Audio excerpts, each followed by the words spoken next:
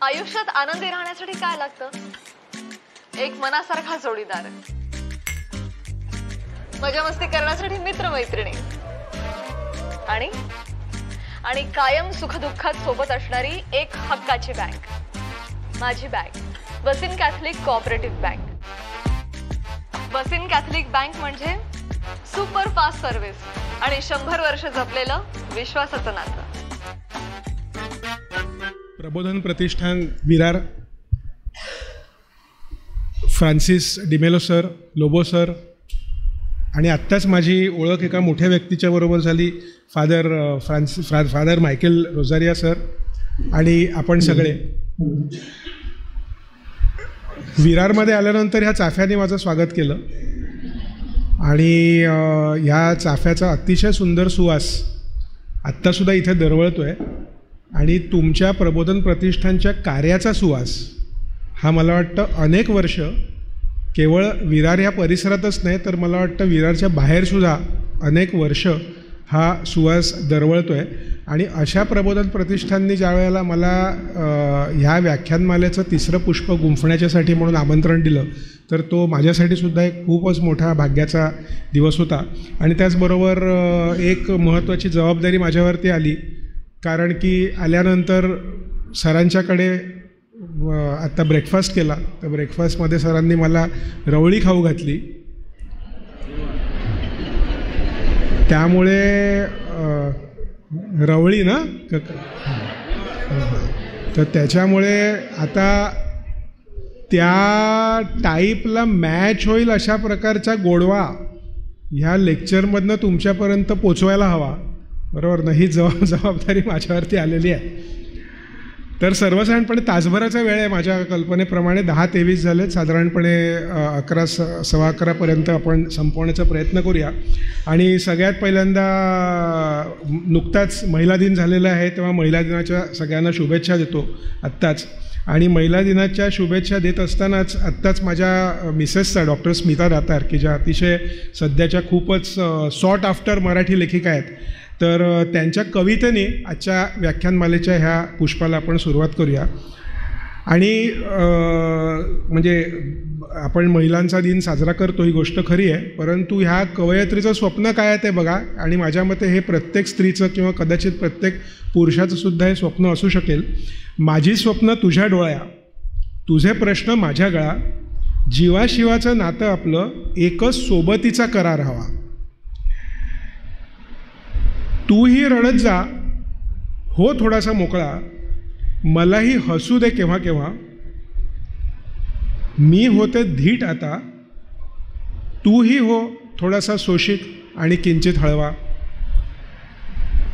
देवीपणाचा नको देवारा, मला स्वामी नको सखा हवा, महिला पुरुष दिन कशाला, दोघांना माणूस म्हणून आठवा. माझी स्वप्न तुझ्या डोळा, तुझे प्रश्न माझ्या गळा, जीवाशिवाचं नातं आपलं एक सोबतीचा करार हवा. आणि एक्झॅक्टली ह्याच सोबतीच्या कराराच्यासाठी म्हणून आज मला अतिशय आनंद वाटतो की हे लेक्चर ऐकण्याच्यासाठी म्हणून ह्या ऑडियन्समध्ये, या सभागृहामध्ये जितक्या प्रमाणामध्ये महिला उपस्थित आहेत जवळजवळ तितक्याच प्रमाणामध्ये पुरुष उपस्थित आहेत. त्यामुळे कुठेतरी ह्या म्हणजे हे जे काही आपण म्हणतो, ह्या ज्या काही गोष्टी आपण म्हणतो की हा प्रकार फक्त स्त्रीच्याच बाबतीत, कारण मी ह्या प्रकारचं लेक्चर अनेक वर्ष घेतो आहे आणि मला स्वतःला हा बदल जाणवतो. कारण पूर्वीच्या काळामध्ये हे लेक्चर घेत असताना बऱ्याच वेळेला फक्त स्त्रिया यायच्या लेक्चर ऐकायला आणि आता मात्र बऱ्याच वेळेला स्त्रियांच्या बरोबर अनेक वेळेला पुरुषसुद्धा हे लेक्चर ऐकायला येतात. हे लेक्चर अगदी प्युअर शुद्ध मेडिकल अशा प्रकारचं नाही आहे. याचं कारण असं आहे की ह्याच्यामध्ये इतर बरेच भाग येतात आणि तसंच एक्झॅक्टली माझ्या बाबतीमध्ये पण होतं की मी प्रोफेशनली जरी गायनेकॉलॉजिस्ट असलो तरीसुद्धा मी वकिलीचा अभ्यास केलेला असल्यामुळे ह्युमन राईट्स, हेल्थ राईट्स या सगळ्या विषयांच्या बाबतीमध्ये माझा अभ्यास आहे, त्याविषयीचं माझं कार्य आहे की ज्याची ओळख करून देत असताना आत्ता सांगितलं गेलं. आणि ह्या संपूर्ण कार्याच्या विषयीचाच लिहिलेला हे एक छोटंसं पुस्तक आहे, छोटंसं नॉवेल आहे. दुर्दैवाने आत्ता म्हणजे ह्याची सेकंड एडिशन नुकतीच संपली आणि 3री एडिशन आता म्हणजे छापली जाते आहे. पण हे ॲमेझॉनवरती पुस्तक अवेलेबल आहे. ज्यांना इच्छा असेल त्यांनी हे पुस्तक वाचावं जरूर. ह्याच्यावरती बहुतेक काही दिवसांमध्येच एखादी फिल्म किंवा एखादी वेबसिरीजसुद्धा येण्याची शक्यता आहे किंवा त्या प्रकारचं काम सर्वसाधारणपणे चाललेलं आहे. मी ह्या देवीपेक्षा ह्या देवीला जास्त मानतो. ही आमची आजची मॉडर्न अष्टभुजा देवी आहे, बरोबर. आणि ह्या देवीच्या हातात पहा तुम्ही, एकीकडे बाळ आहे, एकीकडे लॅपटॉप आहे, एकीकडे डंबेल आहे, बरोबर ना. ती स्वतः व्यायामसुद्धा करते. तर त्याच्यामुळे अशा प्रकारची जी मॉडर्न अष्टभुजा जी असते, तेव्हा त्या अष्टभुजा आणि अशा अष्टभुजा जेव्हा आमच्याकडे पेशंट म्हणून येतात, आणि गेले जवळजवळ 27 वर्ष मी स्त्रीरोग तज्ज्ञ म्हणून काम करत असताना कधी कधी मला असं वाटतं की ह्या अगबाई अरेजच्या पिक्चरमध्ये जसं ते कॅरेक्टर दाखवलं की त्या माणसाला त्या बाईच्या मनातलं आधीच ऐकायला यायला लागतं, बरोबर ना. आणि तशी कधी कधी अवस्था कमीत कमी मेडिकल बाबतीमध्ये तरी माझी झालेली आहे की काय असं मला वाटायला लागतं. कारण की समोर आलेली पेशंट बोलण्याच्या अगोदरच तिला काय म्हणायचं आहे, बरोबर ना, हे मला त्याच्या अगोदरच बऱ्याच वेळेला कळलेलं असतं. तरीसुद्धा हे मी फक्त मेडिकलच बाबतीमध्ये कळतं असं म्हणू इच्छीन. कारण की बाईच्या मनात काय चाललेलं आहे हे कुठल्याही पुरुषाला 100% कधीही कळू शकत नाही. तर त्याच्यामुळे फक्त डॉक्टर म्हणून जेवढं काय कळायला पाहिजे तेवढं मला कळू शकतं असं मला असं वाटतं, मला म्हणायला आवडेल. आणि गंमत बघा, स्त्रियांच्या बाबतीमध्ये बहुतांशी सगळे जे काय प्रॉब्लेम्स आहेत, बरोबर, त्या प्रॉब्लेम्सना कुठेतरी पुरुषच जबाबदार आहेत, बरोबर. मी काही वेगळ्या अर्थाने म्हणत नाही हो, मी फक्त ह्या नावांच्या अर्थाने म्हणतो आहे. बघा ना तुम्ही, menopause, menstrual pain, mental illness, ह्याला पुरुषच जबाबदार आहेत. आमच्या फील्डचंच नाव गायनॅकॉलॉजी, बरोबर. इवन आमचं ऑपरेशन जे आहे हिस्टेरेक्टमी, युट्रस रिमूव्हलचं ऑपरेशन, म्हणजे ह्याचं स्पेलिंग मी बदललं आहे, म्हणजे खरं स्पेलिंग HYS आहे, पण तिथेसुद्धा कुठेतरी हीज म्हणजे परत कुठेतरी पुरुष आला. म्हणजे एकंदरीत सांगण्याचा मुद्दा असा की बऱ्याचशा प्रॉब्लेम्सना पुरुष जबाबदार आहेत की काय अशी शक्यता म्हणायला हरकत नाही. आणि एकंदरीतच सर्वसाधारणपणे स्त्री रोगतज्ञ म्हटल्यानंतर आमचा जो संबंध येतो तो बेसिकली संबंध येतो तो रिप्रोडक्टिव्ह सिस्टीमच्या बरोबर संबंध येतो. आणि ह्या रिप्रोडक्टिव्ह सिस्टीममध्ये हा एक छोटासा सिम्पल ऑर्गन आहे की ज्याच्यामध्ये युट्रस आहे, सेंटरला इथे जे आहे युट्रस आहे, गर्भाशयाची थैली म्हणतो आपण त्याला. 2 साईडला फॅलोपियन ट्यूब्स आहेत, 2 साईडला ओव्हरीज आहेत. ह्या ओव्हरीजमधनं सर्वसाधारणपणे मेनार्की म्हणजे पाळी सुरू झाल्यापासून सर्वसाधारणपणे महिन्याला एकदा एक अंड फुटतं, ते नळीमधनं जातं. त्याच वेळेला देवाने अशी रचना केलेली आहे रिप्रोडक्टिव्ह सिस्टीम की स्त्री पुरुषांचा जर का शारीरिक संबंध आला असेल तर इकडे स्पर्म्स पडतात. ते स्पर्म आणि अंड एकमेकांना भेटलं तर त्याच्यातनं प्रेग्नन्सी होते. ते जर का नाही भेटलं तर ते अंड युट्रसमध्ये येऊन पोचलं की ते बिनकामाचं असल्यामुळे ते अंड बाहेर फेकून देण्यासाठी म्हणून मासिक पाळीची रचना देवाने केलेली आहे. आणि असं हे जे चक्र आहे हे अव्याहतपणे सर्वसाधारणपणे मेनार्की म्हणजे आजच्या काळामध्ये 9, 10, 11 वर्षाला मासिक पाळीला सुरुवात होते आणि साधारणपणे कुठेतरी जाऊन 40 ते 50च्या वयोगटामध्ये ते अव्याहत चालणारं असलेलं जे चक्र आहे तर ते चक्र थांबतं. आणि अशी ही रिप्रोडक्टिव्ह सिस्टीमची जी रचना आहे तर ती एकंदरीत देवाने आपल्या सर्व माणसांच्या बाबतीमध्ये केलेली आहे. कारण की शेवटी निसर्ग जो असतो तो त्याच्या दृष्टीने रिप्रोडक्शन हे अत्यंत महत्त्वाचं असतं. पण हा फक्त शारीरिक भाग झाला. पण तुम्ही जर का पाहाल तर तुमच्या असं लक्षात येईल की ह्या रिप्रोडक्शनशी निगडीत कितीतरी फार महत्त्वाचे राईट्स, हक्क हे स्त्रियांच्या बाबतीमध्ये असले पाहिजेत, आहेत. त्या कुठेतरी ते पूर्णपणे ओळखले जातात, कुठेतरी ते पूर्णपणे ओळखले जात नाहीत.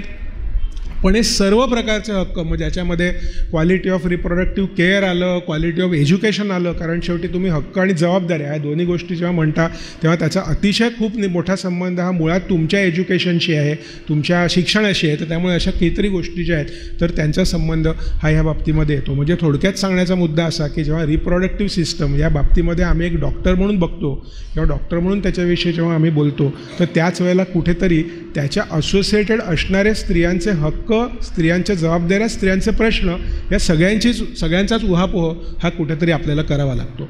आणि आपल्याला सगळ्यांनाच माहिती आहे की हे छोटीशी अल्लड बालिका जी असते तर ती बालकवींची कविता आपल्याला सगळ्यांनाच माहिती आहे. त्यामुळे ती अल्लड बालिका हळूहळू तरुण होते, वयामध्ये येते, मग त्याच्यानंतर तिच्यावरती काही ठराविक प्रकारच्या जबाबदाऱ्या येतात. ती पहिल्यांदा आई होते, त्याच्यानंतर मग हळूहळू ती आजी होते आणि असं करत हा सर्वसाधारणपणे जो प्रवास असतो तर हा साधारणपणे प्रवास चालू असतो.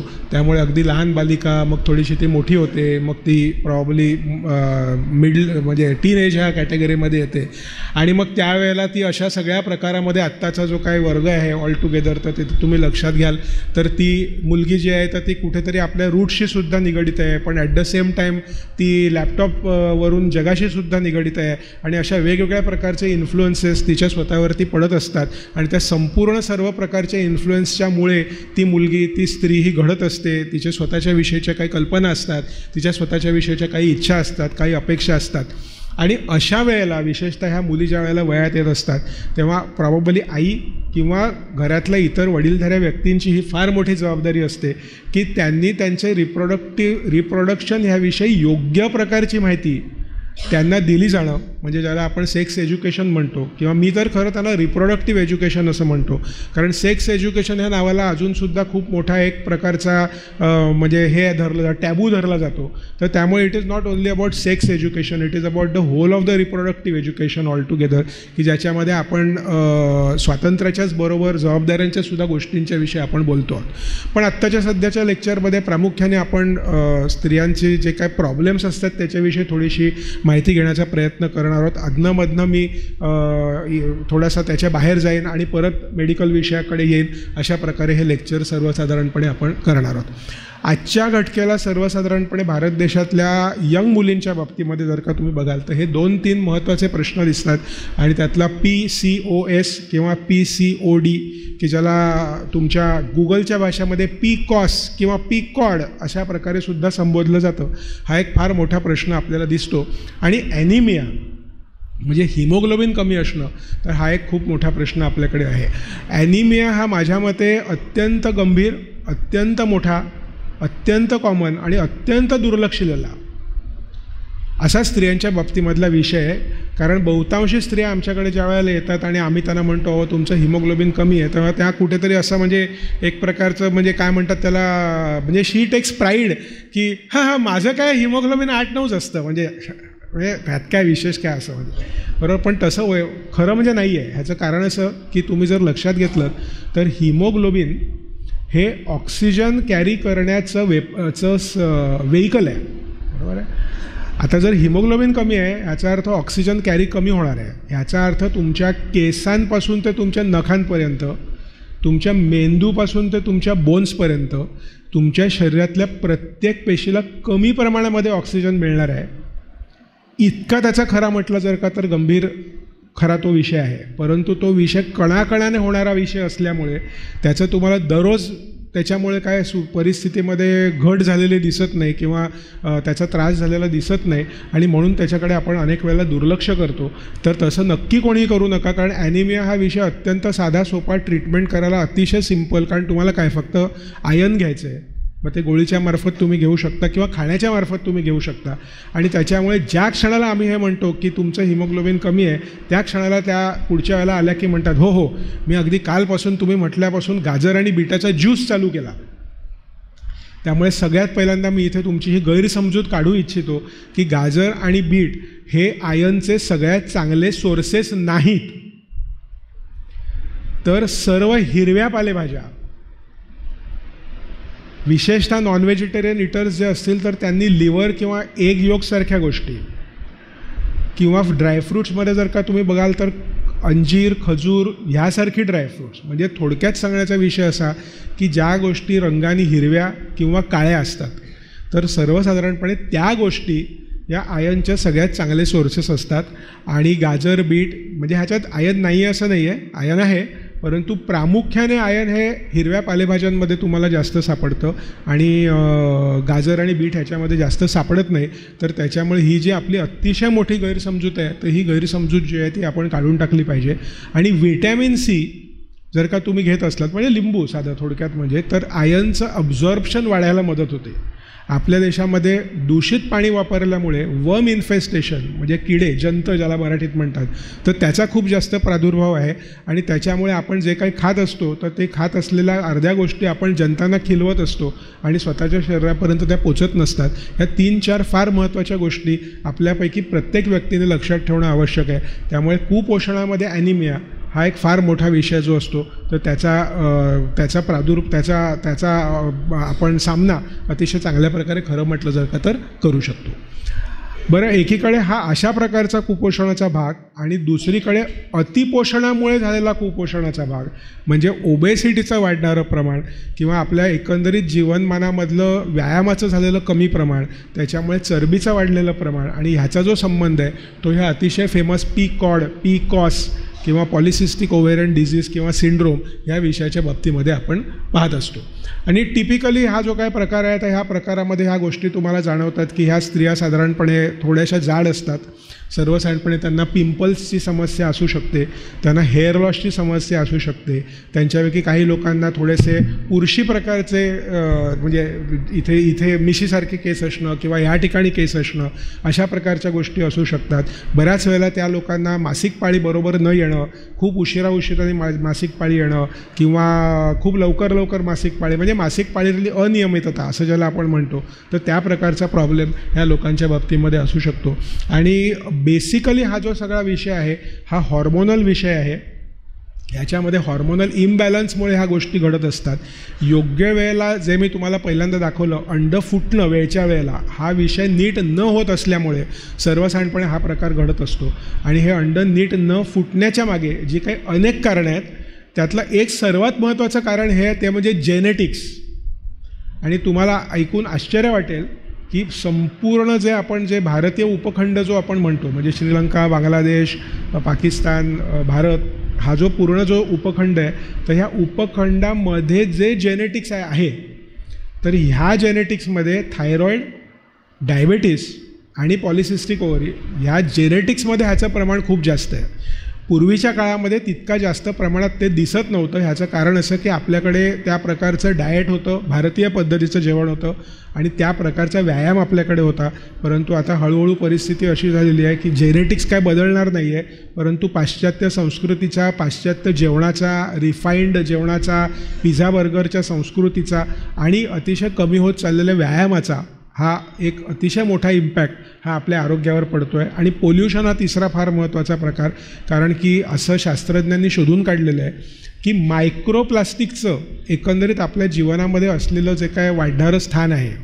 मायक्रोप्लास्टिकचा अर्थ असा की प्लास्टिकचा मायक्रो भाग, थोडक्यात म्हणजे की जो भाग आपल्या शरीरामधल्या हॉर्मोन्सना गंडवतो, थोडक्यात म्हणजे शुद्ध मराठीत सांगायचं जर का तर की ते हॉर्मोन आहे असं शरीराला भासतं आणि म्हणून त्याप्रमाणे शरीर काम करतं, पण प्रत्यक्षात ते हॉर्मोन नसतं. त्यामुळे प्लास्टिकचं जे आपल्या एकंदरीत आयुष्यामध्ये वाढलेलं जे प्रमाण आहे, आज आपण दुधाच्या पिशव्या प्लास्टिकच्या, आपण गोण्या आणतो तुमच्या म्हणजे भाताच्या बिताच्या सुद्धा ज्या आणतो प्लास्टिकच्या, तर इतक्या डीप रूटेड प्लास्टिक जे आपल्या संस्कृतीमध्ये किंवा आपल्या जीवनामध्ये जे निर्माण झालेलं आहे त्याचासुद्धा कुठेतरी परिणाम हा ह्या पॉलिसिस्टिक ओव्हरीजच्या बाबतीमध्ये आहे असं सर्वसाधारणपणे शास्त्रज्ञ म्हणतात. म्हणजे थोडक्यात सांगण्याचा विषय असा की पोल्युशन किंवा प्लास्टिक हे काय एक व्यक्ती इंडिव्हिज्युअली नाही सोडवू शकणार, ते कलेक्टिव्हली सगळ्या समाजाने सोडवावं लागेल. परंतु निदान स्वतःच्या बाबतीमध्ये आपण काय खातो आहे, आपण काय पितो आहे, आपण किती प्रमाणामध्ये, जसं तर कोला फॉर एक्झाम्पल, बरोबर आहे. नवीन मुलींच्या बाबतीमध्ये आमच्याकडे मुली कितीतरी अशा येतात, सकाळी उठतात, उशिरा उठतात कारण त्या रात्री उशिरा झोपतात, ब्रेकफास्ट न करता बाहेर पडतात, स्टेशनला वडापाव आणि कोला पितात, दिवसभर ऑफिस किंवा शाळा किंवा कॉलेज जे काय असेल ते करतात, व्यायाम नाही, हे पूर्ण दिवसभर हे अशा प्रकारचं जंक फूड आणि मग रात्री आल्यानंतर असंच काहीतरी खाल्लं तर खाल्लं आणि झोपून गेला, अशा प्रकारचं जीवनमान असणाऱ्या ज्या स्त्रिया आहेत तर त्यांच्या बाबतीमध्ये हा खूप मोठा धोका आहे की जो त्यांनी वेळीच ओळखला पाहिजे आणि त्याच्यावरती वेळीच सर्वसाधारणपणे काम केलं पाहिजे. तर असं करत करत ज्या वेळेला ही स्त्री हळूहळू मोठी होते, मग हळूहळू ती कामाला लागते, हळूहळू साहजिक आहे कारण की त्या वयामध्ये तिचा परिचय हा इतर लोकांशी होणार, मुलांशी होणार, मुलींशी होणार आणि मग कुठेतरी त्या मुलीचं लग्न ठरतं. आणि लग्न ज्या वेळेला ठरतं तर त्यावेळेला आजच्या घटकेला वेगवेगळ्या समाजांमध्ये, वेगवेगळ्या धर्मांमध्ये काही वेगवेगळ्या प्रकारच्या रूढी किंवा परंपरा असतील. कोणी काय बघत असेल, तर कोणी फॅमिली बघत असेल, तर कोणी पत्रिका बघत असेल, मराठी म्हणजे हिंदू संस्कृतीवाले जे असतील ते असे असू शकतील. परंतु आपल्याकडे मात्र वैद्यकीय पत्रिका बघण्याची अजिबात पद्धत नाही. आणि खरं म्हटलं जर का तर वैद्यकीय पत्रिकाच बघितली गेली पाहिजे. म्हणजे आपल्या समाजामध्ये आत्ताच्या घटकेला लग्न करण्याच्या अगोदर स्त्रीचे रिपोर्ट्स, पुरुषाचे रिपोर्ट्स, तिला कुठल्याही प्रकारचे सेक्शुअली ट्रान्समिटेड डिसीजेस आहेत का नाहीत, पासून ते कुठल्याही प्रकारचे जेनेटिक प्रॉब्लेम्स आहेत का नाहीत, इथपर्यंतची ओपनली चर्चा घडण्याची पद्धत ही खरं म्हणजे समाजामध्ये रुजू व्हायला पाहिजे. जितक्या ओपनली तुम्ही लग्न ठरवण्याच्या अगोदर फॅमिली बॅकग्राऊंड चेक करता किंवा पत्रिका चेक करता, तितक्याच ओपनली खरं म्हटलं जर का तर हे व्हायला पाहिजे. परंतु ते आजच्या घटकेला होत नाही. आणि मग होतं कसं की थॅलेसिमिया, आज तुम्हाला कदाचित कल्पना नसेल की थॅलेसिमिया नावाचा एक प्रकार असतो की ज्याच्यामध्ये विशेषतः भारत देशामधले जे काही ठराविक पोर्शन आहेत, खास करून गुजरात, खास करून पंजाब, खास करून सिंध प्रांत ह्या ठिकाणी ह्या थॅलेसेमिया मायनर ह्या प्रकाराचा खूप प्रादुर्भाव आहे.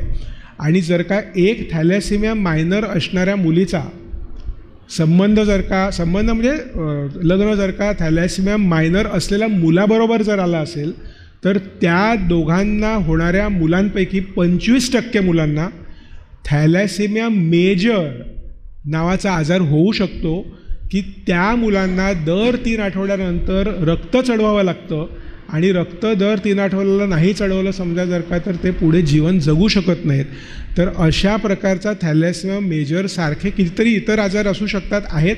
परंतु मी एक उदाहरण फक्त वादगी दाखल म्हणून इथे घेतो की थॅलेसेमिया मेजरचा आजार जर का तुम्हाला प्रिव्हेंट करायचा असेल, तर साधा सिंपल हिशोब आहे. लग्न होण्याच्या अगोदर किंवा त्यांनी मुलं होण्याच्या अगोदर जर का त्यांनी हे चेक केलं की बाबा आपल्या दोघांना थॅलेसेमिया मायनर आहे का, बरं जर का असेल समजा जर का, तर हरकत काही नाही आहे. पण जर का असेल तर त्यांना फक्त प्रेग्नन्सीत एक ठराविक प्रकारची टेस्ट करायला हवी की जेणेकरून हे समजू शकतं की आपल्याला होणाऱ्या मुलाच्या बाबतीमध्ये थॅलेसेमिया मेजर असणार आहे का नसणार आहे. एवढंच खरं म्हणजे करावं लागतं. पण मुद्दा असा असतो की त्याविषयी माहितीच नसल्यामुळे त्याविषयी कुठल्याही प्रकारची फारशी लोकांना आयडिया नसते आणि म्हणून मग ह्या टेस्ट केल्या जात नाहीत. आणि मग त्याच्यानंतर तिच्या आयुष्यामध्ये काही महत्त्वाचे इव्हेंट्स असतात. मग त्याच्यामध्ये लग्न हा एक भाग आला. लग्न म्हटलं की मग मासिक पाळी हा विषय आला. मग मासिक पाळी पुढे करणे, मागे करणे, डॉक्टर ह्याला औषधं द्या, बरोबर, हे असे सगळे प्रकार ह्याच्याबरोबर सुरू होतात. आणि मग लग्नानंतरसुद्धा हा प्रकार तसाच चालू राहतो की मासिक पाळी पुढे करून द्या, मासिक पाळी मागे करून द्या, सण आला म्हणून, अमुक आला म्हणून, तमुक आलं म्हणून, आणि हॉर्मोनच्या गोळ्या घ्या आणि सारखं त्याच्यामध्ये चेंज करत राहा. तर हा जो एक विषय असतो हा सारखा केला जातो. बऱ्याच स्त्रिया ही रिक्वेस्ट घेऊन आमच्याकडे येत असतात.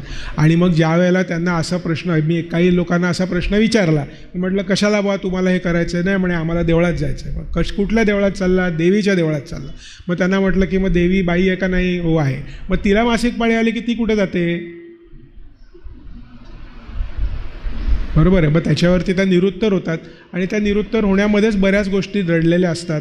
म्हणजे एक हे असतं की हे सगळं तुम्ही मला समजून काही उपयोग नाही आहे, माझ्या घरातल्यांना तुम्ही सांगणार असलात जर का तर मग उपयोग आहे. हाही तिच्या निरुत्तर होण्यामधला एक गर्भित अर्थ असतो. बरोबर आहे. तर त्याच्यामुळे सांगण्याचा मुद्दा असा आहे की ह्या गोष्टींमध्ये समाज म्हणून आपल्याला सगळ्यांना बदलण्याची आवश्यकता आहे. कारण अननेसेसरीली फालतूची कुठली तरी औषधं देण्यामध्ये किंवा घेण्यामध्ये कुठल्याही प्रकारचा काही अर्थ फारसा नसतो.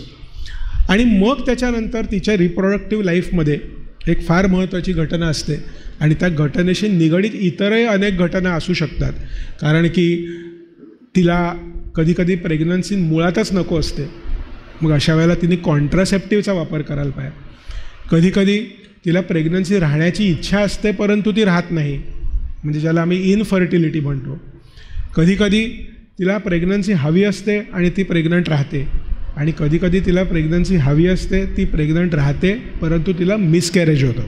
त्यामुळे थोडासा म्हणजे विनोदाने घ्या, सिरियसली घेऊ नका. परंतु एका आमचे म्हणजे माझे एक सिनियर होते, ते असं टिपिकल म्हणजे गुजराती मारवाडी बिझनेस कम्युनिटीवाले, ते मला म्हणाले की म्हणे तुमचं म्हणे बरं आहे, तुम्ही म्हणे गायनाकॉलॉजिस्ट. मी म्हटलं हो, काय बरं काय त्याच्यामध्ये? तर म्हणे हे म्हणे चांगलं आहे, कारण काही जरी झालं तरी तुमची गरज लागतेच. नाही राहिली तरी लागते, राहिले नको आहे तरी लागते, राहिलं हवं आहे तरी लागते, राहिलं काय झालं तरी लागते, काही झालं तरी तुमची म्हणे गरज लागते, हा म्हणे तुमचा व्यवसाय चांगला आहे. बरोबर. पण म्हणजे विनोदाचा भाग सोडा, पण वस्तुस्थिती अशी आहे की आपल्या इच्छा आकांक्षा आणि आपलं निसर्ग, बरोबर, ह्या दोघांच्यामुळे स्त्रीला कुठे ना कुठेतरी ह्या गोष्टींचा सामना करावा लागतो आणि मग त्यामुळे बऱ्याच वेळेला असे अनेक प्रश्न निर्माण होतात. आता हल्लीच्या काळामध्ये सर्वसाधारणपणे वर्ष 35, लग्न उशिरा, लग्न झालं असेल जर का तर 5-6 वर्ष तरी मूल नको, मग त्याच्यानंतर प्रेग्नन्सी, आणि मग ती एकच प्रेग्नन्सी, आणि मग ती प्रेग्नन्सी झाल्यापासून त्या बाईला जणू काही कुठला तरी आजार झालेला आहे, अशा प्रकारे एकंदरीत त्यांच्या घरातलं सर्वसाधारणपणे वातावरण असतं.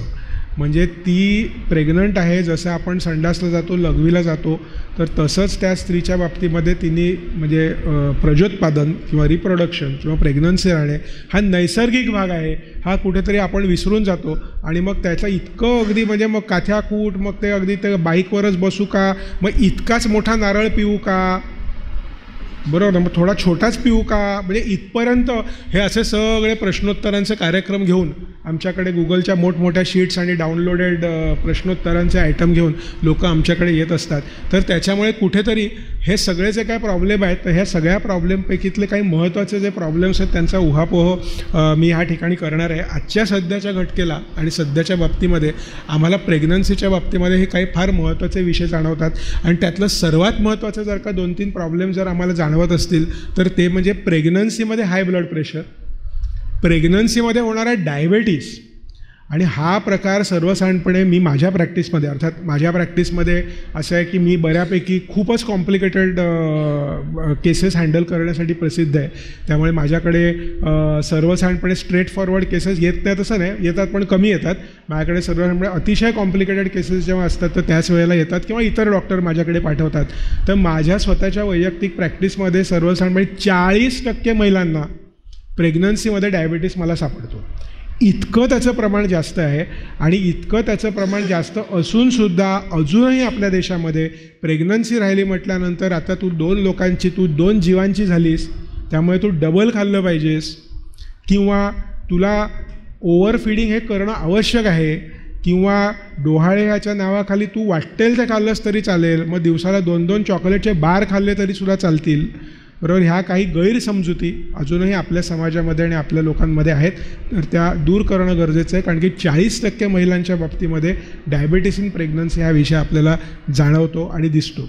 आणि मी म्हटल्याप्रमाणे परत की प्रेग्नन्सी राहिल्यानंतर व्यायाम करायची आवश्यकताच नाही, किंबहुना शक्यतो काही करताच कामा नये, किंबहुना अगदी जमेल तेवढं उलट झोपून राहिलं पाहिजे, ही एक दुसरी खूप मोठी गैरसमजूत लोकांच्या बाबतीमध्ये आहे. तर तीसुद्धा गैरसमजूत दूर करणं हे गरजेचं आहे. ह्याचं कारण असं की मी जो इथे कोट करतो आहे तर ते American college of obstetricians and gynaecologist ह्या अत्यंत प्रख्यात संस्थेने जे काही गाईडलाईन्स दिल्या आहेत त्यातून कोट करतो आहे की प्रत्येक प्रेग्नंट महिलेला कमीत कमी 45 मिनटं व्यायाम हा दर दिवशी केला गेला पाहिजे तिच्याकडनं, असं अमेरिकन संस्था म्हणते. आणि मी तुम्हाला अमेरिकन संस्था का सांगतो आहे, कारण की अमेरिकेमध्ये ह्याचं प्रमाण 40% नाही आहे.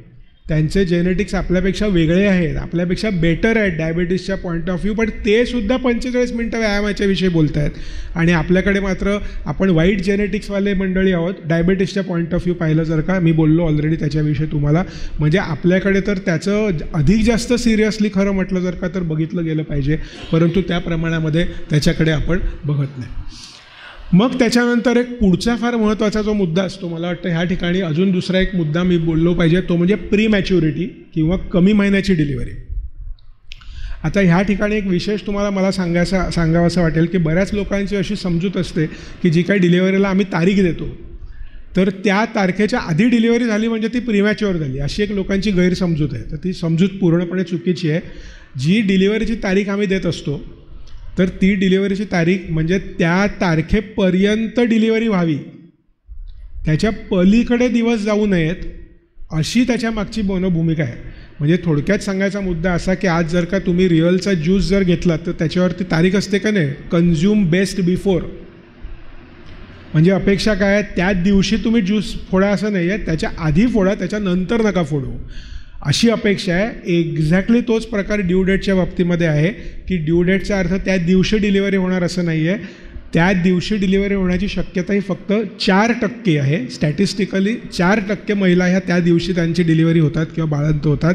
सर्वसाधारणपणे 80% महिला ह्या त्याच्या अलीकडच्या 15 दिवसात, म्हणजे 9 महिने जवळपास पूर्ण, 8.5 पावणे 9 महिने पूर्ण, ह्या काळामध्ये सर्वसाधारणपणे डिलिव्हरी होण्याची शक्यता ही सर्वात जास्त धरली जाते.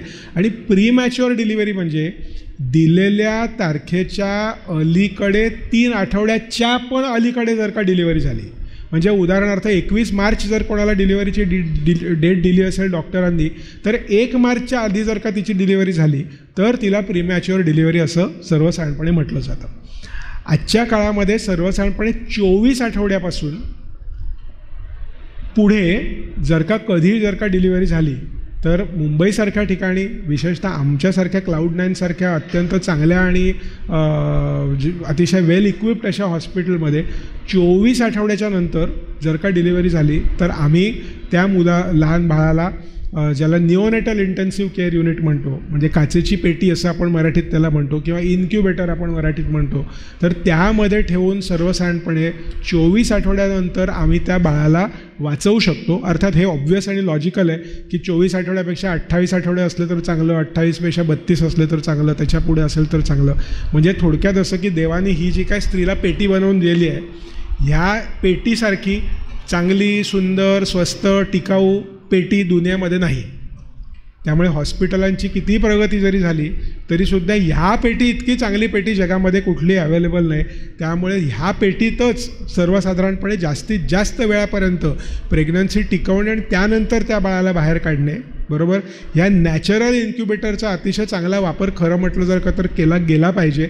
आणि त्यासाठी डॉक्टरांनी, पेशंट्सनी, स्त्रियांनी, तिच्या नातेवाईकांनी सगळ्यांनीच त्यासाठी प्रयत्न करायला पाहिजे. आणि आमच्याकडे कितीतरी वेळेला अशा केसेस येतात की आत्ता मध्यंतरी माझ्याकडे एक अशीच केस आली होती की तिला जवळजवळ असंच वर्ष 38-39 वय, आणि तिला 3 वेळा मिसकॅरेज आत्तापर्यंत झाली होती. 3ही वेळेला IVF म्हणजे टेस्ट ट्यूब बेबीचा वापर करून प्रेग्नन्सी राहिली. ती जेमतेम 22 आठवड्याला माझ्याकडे आली. त्याच वेळेला तिच्या थैलीचं तोंड जवळजवळ अर्धं उघडलेल्या परिस्थितीमध्ये होतं. तिचा आम्ही फोटो काढले, कारण ती म्हणाली की तिची एक जयपूरमध्ये गायनेकॉलॉजिस्ट आहे, मावशीच स्वतः, तर म्हणून त्यांना ते रिपोर्ट पाठवले. त्या जयपूरच्या गायनेकॉलॉजिस्ट मावशींनी सांगितलं की तुझं आता होण्यासारखं नाही, you treat it as miscarriage.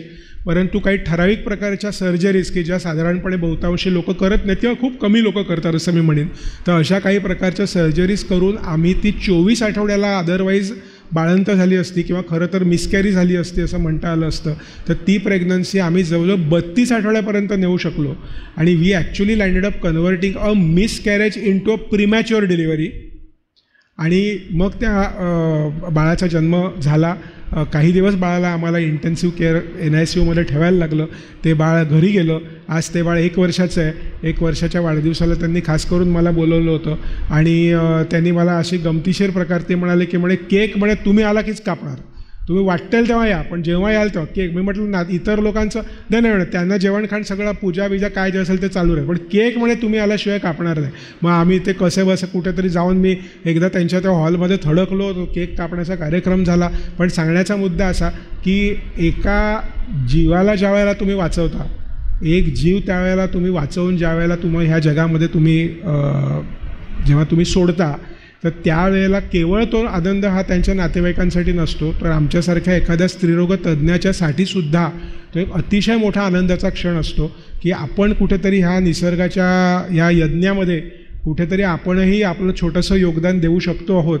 आणि त्याच्यामुळे आपण ह्या मानवजातीच्या कल्याणात कुठेतरी सहभागी होतो आहोत. आणि त्यामुळे देव ज्या वेळेला आमच्यासारख्या लोकांना स्त्रीरोगतज्ञ बनवतो किंवा बनण्याची संधी देतो, तर मला असं वाटतं की कुठेतरी देवाचे आभार मानावेसे वाटतात. की जसं सर म्हणाले की देवाने माझी निवड शिक्षक म्हणून केली, याच्यासाठी मी देवाचे आभार मानतो, तर तसं देवाने माझी निवड गायनेकॉलॉजिस्ट म्हणून केली, याच्यासाठी मी देवाचे आभार मानतो. आणि ह्याचबरोबर पुढचा जो विषय आहे, इन्क्रीज सी सेक्शन रेट, सिझेरियनचं वाढत असलेलं प्रमाण, हाही एक फार महत्त्वाचा चिंतेचा विषय आजच्या घटकेला अवेलेबल आहे आणि आजच्या घटकेला तो दिसतो. ही वस्तुस्थिती 100% खरी आहे की आपल्या देशामधलं एकंदरीत आणि जगातलंच एकंदरीत सिझेरियनचं प्रमाण हे डेफिनेटली पूर्वीच्यापेक्षा जास्त वाढत चाललेलं आहे आणि त्याच्यामागे अनेक कारणं आहेत. म्हणजे एक कारण वाढत असलेलं स्त्रियांचं मातृत्वाचं वय हे एक कारण आहे. लॅक ऑफ फिजिकल फिटनेस हे दुसरं कारण आहे. डायबेटीस, ब्लड प्रेशरसारखे आजार हे तिसरं कारण आहे. रिस्क आपल्याला घ्यायची नसते कारण 1-2 मुलं आपल्याला जन्माला घालायची असतात, त्याच्यामुळे हे त्याच्यामागचं तितकंच महत्त्वाचं कारण आहे.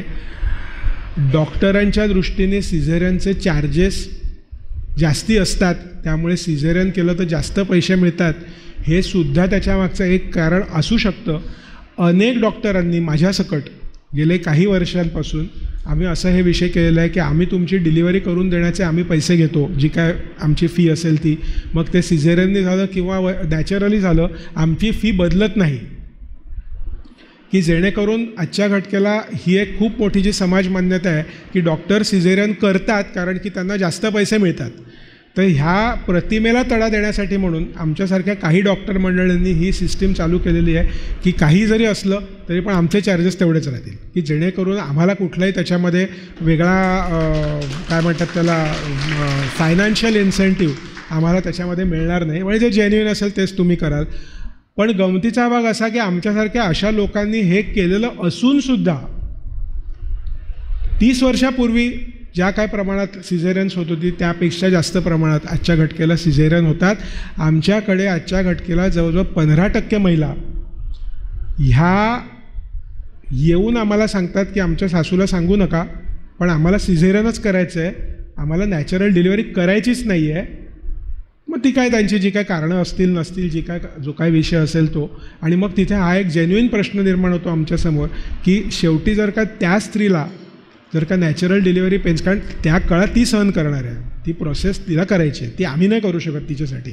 म्हणजे मी म्हणून नेहमी नॅचरल डिलिव्हरीला मी नेहमी मॅरेथॉनचं उदाहरण देतो की 50 वर्षापूर्वी मॅरेथॉन धावणे याचं काय कौतुक नव्हतं. का नव्हतं? कारण लोक दररोज 20 किलोमीटर शेतामध्ये चालायचे, तर 21 किलोमीटर धावण्याचं काय कौतुक करणार तुम्ही? आजच्या घटकेला लोक 200 मीटर चालत नाहीत, त्यामुळे 21 किलोमीटर धावण्याचं तुम्ही कौतुक करता. आणि त्यासाठी तुम्हाला वेगळी तयारी करावी लागते, तुम्हाला डाएट करावं लागतं, एक्सरसाइज करायला लागतं, mental preparation, physical preparation, fitness, हे सगळं तुम्हाला करायला लागतं. पण ती मॅरेथॉन त्याच व्यक्तीला धावावी लागते. ती मॅरेथॉन तिचे शिक्षक, आईवडील, डॉक्टर तिच्यासाठी धावू शकत नाहीत, तिलाच ती धावावी लागते. त्यामुळे जर का तिची तयारी नसेल ती धावण्याची, तर मग तिला आम्ही असं कसं म्हणणार की बाबा नाही नाही नाही तू अमुकच केलं पाहिजेस किंवा ह्याच पद्धतीने तू केलं पाहिजेस, हे आम्ही तिला म्हणू शकत नाही. त्यामुळे आजच्या घटकेला आजच्या काळामध्ये, आजच्या बदलत्या समाजामध्ये, संपूर्ण जागतिक स्तरावरती स्त्रियांचा आपली डिलिव्हरी कशी व्हावी हे ठरवण्याचा हक्क, हाही एक नवीन हक्क आजच्या काळामध्ये स्त्रियांच्या बाबतीमध्ये आहे. तर त्याच्यामुळे जर का कोणी त्याचा वापर करणार असेल किंवा करू इच्छित असेल तर आम्ही त्याला नाही असं म्हणू शकत नाही. त्यामुळे अशा अनेक गोष्टींच्यामुळे सिझेरियनचं प्रमाण पूर्वीच्यापेक्षा वाढत आहे. हां, एवढं मात्र नक्कीच आहे की बदलती टेक्निक्स, बदलत्या गोष्टी, वैद्यकीय सुधारणा, या सगळ्या गोष्टींच्यामुळे पूर्वीच्यापेक्षा सिझेरियन जास्त easy, safer, quicker, faster, recovery easy, quicker, faster ही झालेली आहे. परंतु ह्याचा कुठल्याही प्रकारचा अर्थ कोणी घेऊ नका की म्हणजे ह्याचा अर्थ सिझेरियन केलं काय आणि नैसर्गिक प्रसूती केली काय, दोन्ही सारखीच असते, असा कुठल्याही प्रकारे त्याचा अर्थ आपण घेता कामा नये. जर का नैसर्गिक प्रसूती करणं शक्य असेल आणि जर का ती करता येणं पॉसिबल असेल समजा जर का, तर तिचा नक्कीच प्रयत्न केला गेला पाहिजे. परंतु तो जर का प्रयत्न करायचा असेल तर त्यासाठी ज्याला ती मॅरेथॉन धावायची आहे त्यालासुद्धा जास्त, किंबहुना डॉक्टरांपेक्षा जास्त त्या व्यक्तीला मानसिक आणि शारीरिक तयारी त्यासाठी करावी लागेल. हाही विषय त्याच्याबरोबर आपण लक्षात घेतला पाहिजे. तर त्याच्यामुळे एकंदरीत ह्या अनेक वेगवेगळ्या कारणांच्यामुळे आपल्या देशामधलं आत्ताचं सिझेरियनचं प्रमाण जे आहे तर ते वाढत चाललेलं आहे असं मी म्हणेन. आणि त्याचबरोबरीने हाही एक विषय मला इथे सांगावासा वाटतो, पेन रिलीफ. बहुतांशी लोकांच्या बाबतीमध्ये त्यांना अशी असतं मनामध्ये की अरे बापरे हे खूप डिलिव्हरीच्या वेळेला पुष्कळ दुखणार आहे आणि मग ते आपल्याला कशाला नको, तर आजच्या घटकेला तसं पेन रिलीफ करण्याच्यासाठी एपिड्युरल ॲनल्जेसिया नावाची एक सोय अवेलेबल आहे की ज्याचा वापर करून आपण बऱ्यापैकी कमी पेननी, असं मी म्हणू शकतो, पेनलेस, त्याला पेनलेस डिलिव्हरी. हल्ली कसं आहे, सगळं सोशल मीडियाचा कार्यक्रम आहे, त्यामुळे अशी चटपटीत सुंदर कॅची टायटल बनवण्याची आपल्याकडे सगळीकडे पद्धत आहे. डॉक्टरांमध्ये पण तशीच पद्धत आत्ता निर्माण झालेली आहे, बरोबर आहे.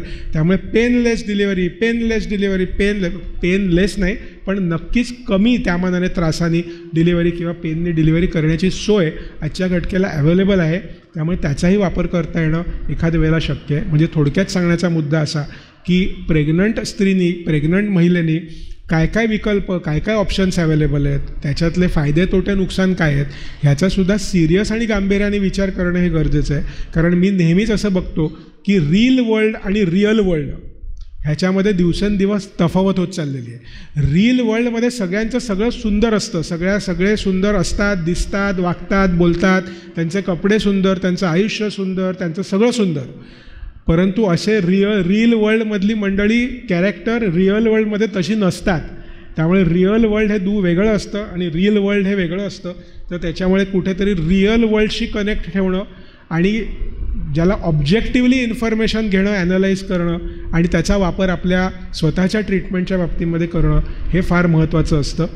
तुमच्याला असं पहिल्यांदा लक्षात आलं असेल की ह्या ठिकाणी मी बोलत असताना रुग्णांचा आपल्या वैद्यकीय ट्रीटमेंटच्या बाबतीमधला स्वतःचा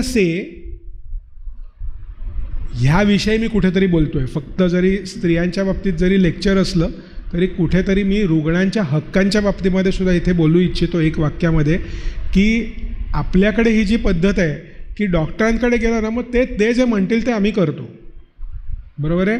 हे म्हणजे बाळाने आईच्यावरती विसंबण्यासारखं आहे. आई जिथे नेल तिथे आम्ही जाणार, आम्ही ती कुठे घेऊन जाते आम्ही विचारणार नाही, बरोबर. तर तसं कृपा करून करू नका. आपली ट्रीटमेंट जी चाललेली आहे ती काय चाललेली आहे ह्याच्याविषयी सजग राहा.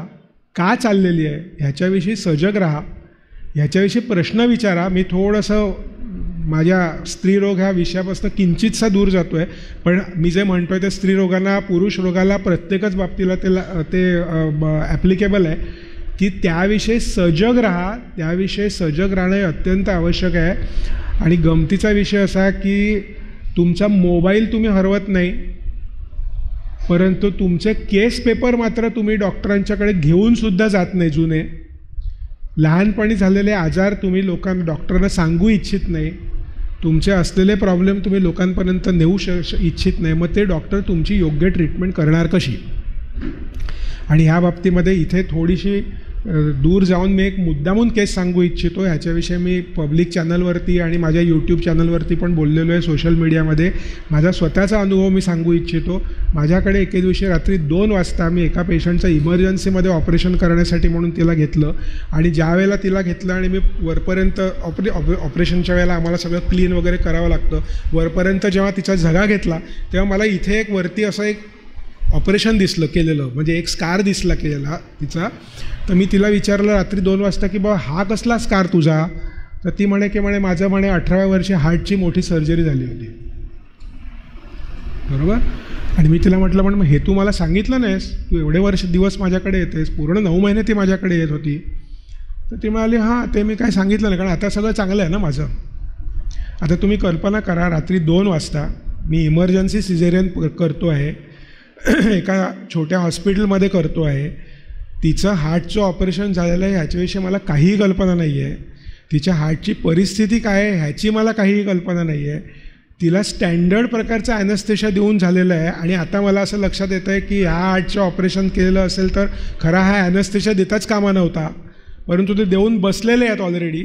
आणि आता मला ऑपरेशन करायचं आहे, म्हणजे आता फक्त आणि फक्त मी देवावरती अवलंबून आहे. अदरवाईज माझं नशीब आणि देव आणि तिचं नशीब, तिच्या आयुष्याची दोरी जर का बळकट असेल तर ती जगणार, आणि अशी परिस्थिती आहे. असे प्रकार कृपा करून टाळा. मग मी बाहेर आलो देवाच्या दयेने. आणि माझ्या बाबतीमध्ये असं होतं, मी असं मानतो की माझ्या पेशंट्सनी मला दिलेलं जे काय आशीर्वाद आहेत तर ते आशीर्वाद आणि त्यांची पुण्य माझ्या मागे इतकी प्रचंड प्रमाणामध्ये आहे की समहाव अशा परिस्थितीमध्ये मी बाहेर येतो. कसा बाहेर येतो ते मला माहीत नाही. सुदैवाने ती बरी झाली, सगळं झालं. मग मी तिच्या वडिलांना बोलवलं आणि त्यांना मी झाडलं. त्यांना मी म्हटलं की हा काय नॉनसेन्स आहे, एज्युकेटेड तुम्ही लोक, फॅमिलीवाले लोक आहात तुम्ही, आणि हा काय आहे मूर्खपणा तुमचा. तर ते आधी म्हणाले की नाही नाही काय नाही, तुम्ही काय विचारलं नसेल, हे नसेल, उडवाउडवीची उत्तरं दिली.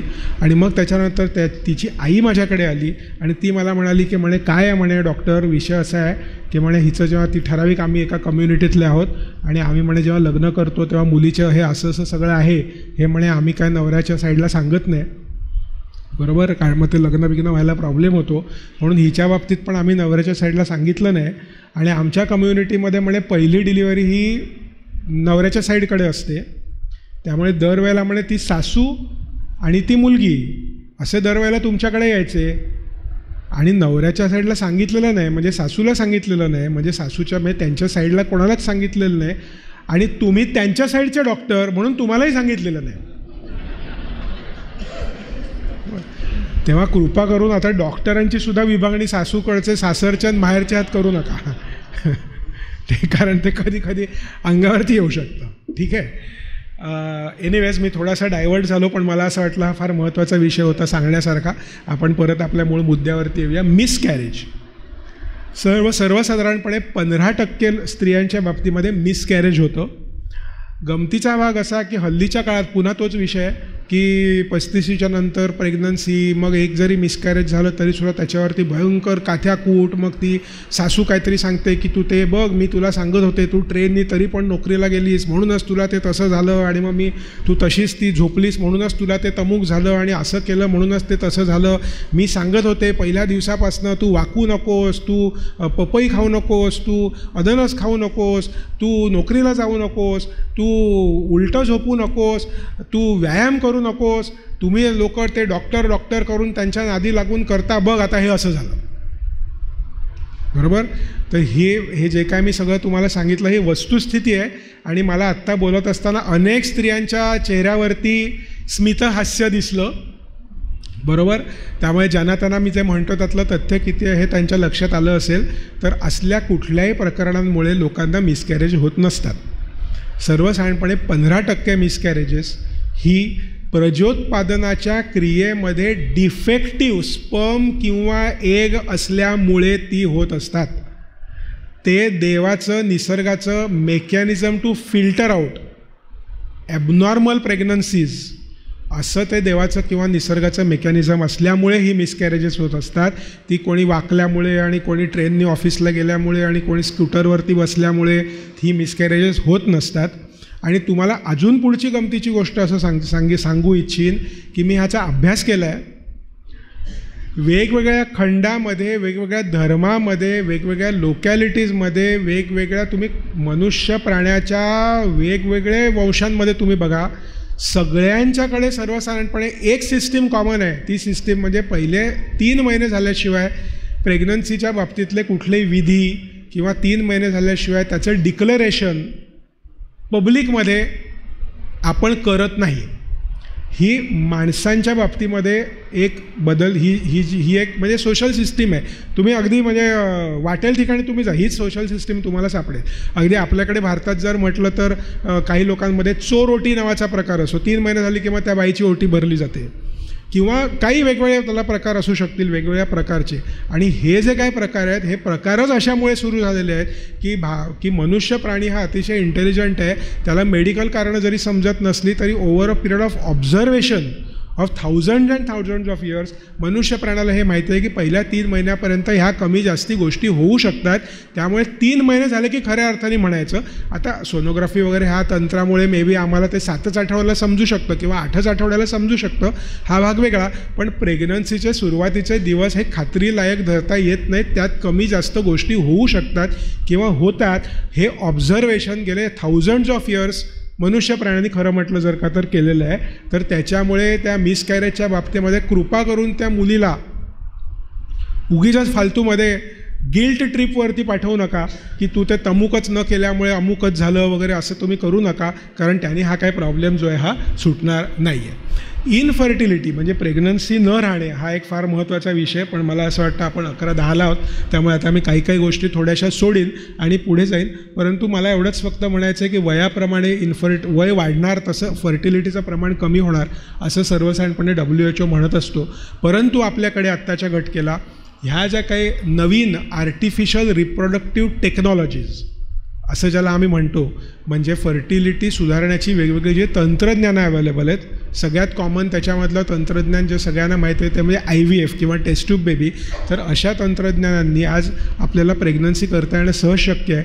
त्यामुळे ज्या स्त्रियांना आम्हाला 25 वर्षाच्या अगोदर तुला ॲडॉप्शन करण्याखेरीज दुसरा कुठलाही पर्याय नाही असं सांगायला लागायचं, आज त्या स्त्रियांची ट्रीटमेंट करून आम्ही त्यांना प्रेग्नंट बनवू शकतो. आमच्याकडे दर महिन्याला सर्वसाधारणपणे वयोगट 40 ते 50 ह्या वयातल्या सर्वसाधारणपणे दर महिन्याला 3 ते 4 स्त्रिया आजच्या घटकेला असतात की ज्यांना आम्ही ट्रीटमेंट करून त्यांना प्रेग्नंट करून त्यांच्या आम्ही डिलिव्हरीज करतो आणि त्या डिलिव्हरीज करून आम्ही त्यांना अतिशय सुखरूपपणे आम्ही त्यांना घरी पाठवत असतो. त्यामुळे ही तंत्रज्ञानंसुद्धा आजच्या घटकेला ॲवेलेबल आहेत. आणि कधीकधी ज्या वेळेला ह्या तंत्रज्ञानाचा अतिरेक केला जातो आणि नेहमीच ते असं असतं की तंत्रज्ञान चांगलं का वाईट. खरं म्हटलं तर तंत्रज्ञान चांगलंही नसतं आणि वाईटही नसतं. तंत्रज्ञान हे तंत्रज्ञान असतं. ते तंत्र वापरणारा आणि त्याचा वापर करून घेणारा हे चांगले का वाईट ह्याच्यावरती खरं म्हणजे ते ठरत असतं. आणि मग कधीकधी ही अशा प्रकारची ग्राउंड रियालिटी निर्माण होते. ही एक स्त्री, हिचं वय 77 होतं. तिने 77व्या वर्षी प्रेग्नन्सी फक्त मुलगा पाहिजे म्हणून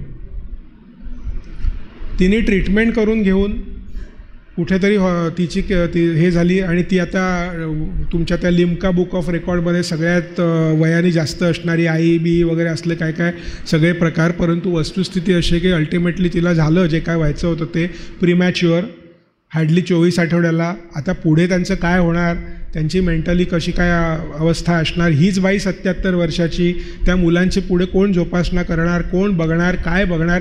आणि हे सगळे प्रश्नसुद्धा म्हणजे मी टेक्नॉलॉजीचा वापर कशा कशा प्रकारे चांगला किंवा वाईट केला जाऊ शकतो ह्याचं उदाहरण म्हणून मी तुम्हाला हे उदाहरण इथे फक्त दाखवतो. तर असा तो सगळा मिळून प्रकार आहे. आणि तसाच दुसरा विषय की जो मला बोललाच पाहिजे इथे, त्याच्याशिवाय चालणार नाही, तर ते म्हणजे गर्भपाताचा कायदा. आपल्या देशामध्ये 1971 सालापर्यंत गर्भपात अलाउडच नव्हता. 71 साली देशाचा कायदा बदलला आणि कायद्यामध्ये गर्भपाताला कायदेशीर मान्यता देण्यात आली. आपल्या देशामधला गर्भपाताचा कायदा हा असं म्हणतो की नंबर 1 की त्या प्रत्येक स्त्रीला तिला हा गर्भ हवा आहे का नाही ते निवडण्याचा अधिकार आहे, नाकारण्याचा अधिकार पण आहे आणि स्वीकारण्याचा अधिकार पण आहे. तो अधिकार तिचा आहे. परंतु कायदा असं म्हणतो की तो तिला असा पूर्णपणे सर्वस्वी बहाल केलेला अधिकार नाही. देशाच्या कायद्याप्रमाणे काही ठराविकच गोष्टींच्यासाठी म्हणून या कायद्याचा वापर करून तिला गर्भपात करता येऊ शकतो. आणि ती कुठली कारणं, बलात्कारित स्त्री असेल किंवा पोटामध्ये जे काय बाळ आहे त्याच्यात खूप मोठ्या प्रमाणात जर व्यंग असतील. आता व्यंग म्हटल्यानंतर मी इकडे तुम्हाला एक बोट कमी आहे, डोळ्यांना दिसत नाही आहे, ऐकू येत नाही आहे, तुमचं ते लहानसहान बारीक सारीक ज्या काय गोष्टी असतात तर तसल्या कुठल्या गोष्टींच्या विषयी मी म्हणत नाही आहे. व्यंग म्हणजे आमच्याकडे मोठमोठी म्हणजे ब्रेनच नाही आहे, डोकंच नाही आहे, दोन्ही किडनीजच नाही आहेत, इतक्या मोठ्या मोठ्या प्रकारची व्यंग पोटामध्ये असलेल्या बाळामध्ये आहेत. अशा स्त्रिया आमच्याकडे येतात बऱ्याच वेळेला. आणि त्यांच्यासाठी म्हणून जो काही देशाचा कायदा बनवला होता 1970 साली बनवला होता, त्या कायद्यात 50 वर्ष कुठल्याही प्रकारची सुधारणा झाली नव्हती. त्यामुळे वस्तुस्थिती अशी होती की आम्ही सोनोग्राफी करायची. सोनोग्राफी करून आम्ही त्या स्त्रीला हे सांगायचं की बाई तू प्रेग्नंट आहेस, परंतु दुर्दैवाने मला पाणी झालं, परंतु दुर्दैवाने तुझ्या पोटात असलेलं जे बाळ आहे त्याच्यामध्ये हे अशा प्रकारची गंभीर प्रकारची विकृती आहे की हे बाळ जन्माला आल्याच्या नंतर 2, 4, 8 दिवसात किंवा तासात जाईल. मग त्याच्यानंतर ती म्हणणार की अच्छा असं असेल जर का तर मला तो गर्भ नको आहे. मग आम्ही तिला असं म्हणायचं की हो ते बरोबर आहे, पण तुझं ना 20 आठवड्याच्या पलीकडे झाले आहेत, त्यामुळे देशाच्या कायद्याप्रमाणे 20 आठवड्याच्या पलीकडे तुला गर्भपात करायला अलाउड नाही. म्हणजे थोडक्यात तुझ्या मनाविरुद्ध आता तू ही गर्भधारणा ठेव, अजून पुढे जा, डिलिव्हरीचे सगळे त्रास सहन कर, जन्म दे, 2, 4, 5, 10 दिवस तास काय जे असेल तर त्याची सेवा शुश्रूषा कर आणि मग ते बाळ जाईल. बरोबर आहे. हा जो काय प्रॉब्लेम निर्माण होत होता, म्हणजे थोडक्यात असं की ज्याला आम्ही म्हणतो की वैद्यकीय सुधारणा आणि कायदेशीर सुधारणा ह्याच्यामध्ये तफावत ज्या वेळेला निर्माण होते की वैद्यकीय सुधारणा टेक्नॉलॉजिकली फास्ट होतात आणि कायद्या मात्र जुना तसाच 50 वर्षाचा राहतो.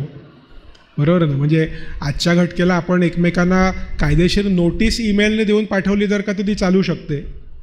बरोबर ना. पण इथे मात्र आपण म्हणायचं की नाही ते 50 वर्षासारखं हस्तलिखितच तुम्ही पाठवा असं म्हणण्यासारखं झालं आहे. ठीक आहे. असा जो काय प्रकार निर्माण झाला तर त्या विषयाच्यासाठी म्हणून स्त्रियांना तो हक्क असला पाहिजे. या हक्काच्यासाठी म्हणून मी ही पहिली केस लढलो. माझी पेशंट निकेता मेहता नावाची ही खूप फेमस केस 2008 साली झाली. तर ती केस मी लढलो की तिला तो हक्क असला पाहिजे ठरवण्याचा, कारण तिच्या हाती पाळण्याची दोरी, त्यामुळे तिला तो हक्क असला पाहिजे. आणि तेव्हापासनं गेले जवळजवळ 12-16 वर्ष हा लढा अव्याहत चालू होता. 324 महिलांना विमूल्य पद्धतीने एकही रुपया न घेता त्यांची दाद फिर्याद कोर्टासमोर मांडून मी त्यांच्यासाठी गर्भपाताचा हक्क त्यांना मिळवून दिला. आणि त्याच्यामुळे धन्यवाद. आणि त्याच्यामुळे 2021 साली भारत देशाने कायदा बदलला आणि आजच्या काळामध्ये भारत देशाच्या नवीन कायद्याप्रमाणे जर का अशा प्रकारचा खूप सिरियस प्रॉब्लेम असेल, कोणी जर का बलात्कारित स्त्री असेल, आणि आमच्याकडे येतात.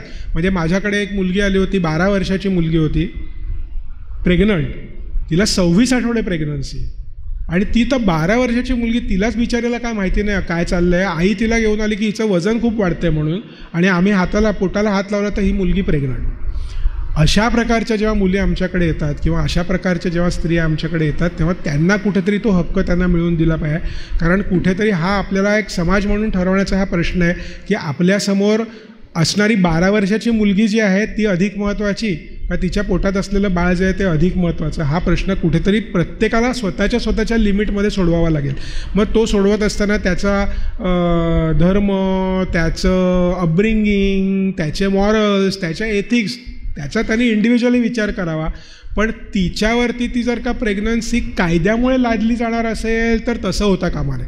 तिने स्वेच्छेने जर का ती स्वीकारली असेल तर कोणीच त्याच्याविषयी काय म्हणत नाही आहे. तेव्हा थोडक्यात म्हणजे म्हणूनच हे आत्ता इनफॅक्ट हे आजच आर्टिकल पब्लिश झालं आहे. हिंदू न्यूजपेपरनी पर्सन ऑफ इंटरेस्ट नावाचं ते एक सिरीज करतात, त्याच्यात हे आर्टिकल आजच हे झालं आहे. आणि ह्या आर्टिकलमध्ये हे आलं नाही आहे पूर्ण, पण त्याच्यात मी तेच म्हटलं आहे की समाजाने स्त्रियांच्या मागे अलाईन होऊन उभं राहणं गरजेचं आहे. त्यांच्या इच्छा आकांक्षांना काय हवं आहे ते करण्यासाठी संयुक्तिक अशा प्रकारची सोय निर्माण करून दिली पाहिजे, हे समाजाने करायला हवं आहे. तर ते करण्याची वास्तविक पाहता गरज आहे. मग समाज म्हटलं की त्याच्यामध्ये लोक आली, कायदा आला, सगळेच लोक त्याच्यामध्ये आले आणि त्यामुळे हा देशाचा कायदा बदलला आणि असा सगळ्या मिळून तो विषय झाला. आता काही गोष्टी मी घेत नाही इथे, काही थोड्याशा वयाने जास्त असणाऱ्या स्त्रियासुद्धा आहेत म्हणून काही त्यांचे प्रॉब्लेम्स ह्या ठिकाणी आपण घेऊ इच्छितो. मासिक पाळीमध्ये रक्तस्राव जास्त होणे आणि त्याच्यामुळे त्रास होणे हा आपल्या देशामध्ये अतिशय कॉमन प्रश्न आहे. परंतु बहुतांशी स्त्रियांची अशी समजूत असते की हे काय आहे नॉर्मलच असतं, म्हणजे हे आपण स्त्री म्हणून हे सहनच करायचं असतं, म्हणजे ह्याच्याविषयी काही तक्रार करायची नसते. आणि जर त्यांनी तक्रारसुद्धा केली नवऱ्या मंडळींकडे तर नवऱ्या मंडळी सर्वसाधारणपणे तर ते काय स्त्री म्हणजे हे सगळं आलंच, this is a part and parcel, there is no need to complain, त्यामुळे मी काय डॉक्टरकडे येणार नाही किंवा घेऊन जाणार नाही, असा साधारणपणे ॲटिट्यूड स्त्रियांचा स्वतःच्या बाबतीत आणि त्यांच्या फॅमिली मेंबर्सचा स्त्रियांच्या बाबतीत असा बऱ्याच वेळेला जाणवतो. परंतु वस्तुस्थिती तशी नाही आहे. हे काही जेन्युइन प्रॉब्लेम्स आहेत. फायब्रॉइड्स म्हणजे युटरसच्या आतमध्ये मोठमोठ्याला गाठी निर्माण होणं हा एक अतिशय कॉमन प्रॉब्लेम स्त्रियांच्या बाबतीमध्ये होतो की ज्याच्यामुळे एक्सेसिव्ह ब्लिडिंग होणं किंवा वारंवार पाळीचा त्रास होणं किंवा अतिशय पोटात दुखून पाळी येणं अशा प्रकारचे विषय होऊ शकतात आणि हा खूप कॉमन प्रॉब्लेम आहे. परंतु ॲट द सेम टाईम आमच्याकडे मी म्हटलं जसं की प्रत्येक गोष्टीचा अतिरेक कसा होतो बघा, आमच्याकडे रुटीनली सोनोग्राफी म्हणजे हे काय ते तुमचं काय असतं ॲन्युअल हेल्थ चेकअप, कंपनीवाले ॲन्युअल हेल्थ चेकअप, आमचं मोठ्या कॉर्पोरेट कंपनी दरवर्षी सगळ्यांचे हे करून घेते ॲन्युअल हेल्थ चेकअप. मग त्या ॲन्युअल हेल्थ चेकअपमध्ये सोनोग्राफी आली. मग त्या सोनोग्राफीमध्ये 1 सेंटीमीटरचा फायब्रॉइड आलेला आहे आणि म्हणून मग हे लोक आमच्याकडे येतात, बरोबर. मग मी त्यांना विचारतो की बाबा तुम्हाला काही त्रास आहे का पाळीचा वगैरे. नाही त्रास वगैरे काय नाही. तुम्हाला काय वेगळं नाही, काय नाही. मग तुम्ही कशाला आलात? कारण ते रिपोर्टमध्ये आलं ना फायब्रॉइड आहे म्हणून. म्हणजे मी त्या लोकांना म्हणतो की ये रिपोर्ट के दर्दी, ये दर्दी नाही, ये रिपोर्ट के दर्दी, हे रिपोर्टमुळे दर्दी झाले हे, आणि म्हणून हे आमच्याकडे आले, बरोबर. बहुतांशी फायब्रॉइड्सना कुठल्याही प्रकारची ट्रीटमेंट करावी लागत नाही, त्यांना फक्त ऑब्झर्वेशन करावं लागतं. त्यामुळे नुसतं फायब्रॉइड शब्द आहे आणि दाता डॉक्टर येऊन बोलून गेले म्हणून चला आपण ऑपरेशन करायला जाऊया असं कृपा करून करू नका, बरोबर आहे. फक्त आणि फक्त अशाच प्रकारच्या फायब्रॉइडना ट्रीटमेंट करावी लागते. मग त्याला औषधंही अवेलेबल आहेत, त्याला सर्जरीसुद्धा अवेलेबल आहे. अशा प्रकारची ट्रीटमेंट करावी लागते की ज्याच्यामुळे काही ठराविक प्रकारचे त्रास होणार असतील. आणि तिसरा महत्त्वाचा टेक होम पॉईंट मी इथे सांगू इच्छितो की फायब्रॉइडचा कॅन्सरशी कुठलाही संबंध नाही. त्यामुळे फायब्रॉइड असल्यानंतर मला आता कॅन्सर होणार आणि म्हणून मी आता ऑपरेशन करायला जाते, तर अशा गैरसमजुतीत राहू नका. बऱ्याच वेळेला आमच्या डॉक्टर मंडळींपैकी असे गैरसमजूत पसरवणारे बरीच मंडळी ही असू शकतात. तर अशा लोकांपासनं स्वतःला वाचवा आणि गैरसमजुतीमध्ये राहून कुठल्याही प्रकारच्या ट्रीटमेंट करायला जाऊ नका. ॲट द सेम टाईम मी म्हटल्याप्रमाणे खरंच खूप मोठे फायब्रॉइड असतील आणि त्याचा त्रास जर का असेल तर ते दुखणं अंगावर अजिबात काढू नका. याचं कारण असं आहे की ह्याची ट्रीटमेंट करणं हे अतिशय सोपं आहे. औषधं तर आहेतच, सर्जरीसुद्धा अवेलेबल आहेत. त्या सर्जरीसुद्धा आजच्या घटकेला आम्ही अनेक वेगवेगळ्या प्रकारे करू शकतो. लॅप्रोस्कोपिक सर्जरी म्हणजे की होलद्वारा केलेली सर्जरी, म्हणजे पोटावर छोटे छोटे इन्सिजन्स घेऊन केलेली सर्जरी. ह्या सर्जरी केल्यानंतर आम्ही आज ऑपरेशन करून लिटरली दुसऱ्या दिवशी पेशंटला घरी पाठवू शकतो आणि लिटरली 5व्या दिवशी ती व्यक्ती पुन्हा तिच्या ऑफिसला कामाला रुजू होऊ शकते. ह्या प्रकारे आजच्या घटकेला ट्रीटमेंट करणं शक्य आहे. परंतु मी वारंवार तेच सांगेन, ज्यांना गरज आहे त्यांच्यासाठीच हे सगळं करण्याची गरज आहे. उगीचच आपलं अवेलेबल आहे म्हणून आणि इन्शुरन्समध्ये कवर होतं आहे म्हणून आपण जाऊन करून घेऊया असं कृपा करून करू नका. पण ज्यांना आवश्यक आहे त्यांनीसुद्धा ती गोष्ट अननेसेसरीली अंगावरनं काढू नका. आणि त्याच प्रकारे तिसरा खूप महत्त्वाचा मुद्दा जो असतो तो बऱ्याच स्त्रियांना हा एक खूप मोठा त्रास असतो थोडंसं वय वाढल्यानंतर, की गर्भाशयाची थैली असते ती आपल्या जागेवरनं हळूहळू खाली यायला लागते. युरिनवरचा त्यांचा कंट्रोल कमी होतो. थोडंसं जरी काहीतरी हसल्या किंवा थोडं वजन उचललं की कपड्यातच थोडीशी लघवी सुटते. हा विषय जवळजवळ 40% स्त्रियांच्या बाबतीमध्ये 40च्या नंतर बऱ्याच लोकांना होतो. आणि 40% लोकांना होत असल्यामुळे बहुतांशी स्त्रिया असं समजतात की हे असं होतंच, म्हणजे सगळ्यांनाच होतं, म्हणजे हे नॉर्मलच आहे, बरोबर. तर तसं ते नाही आहे.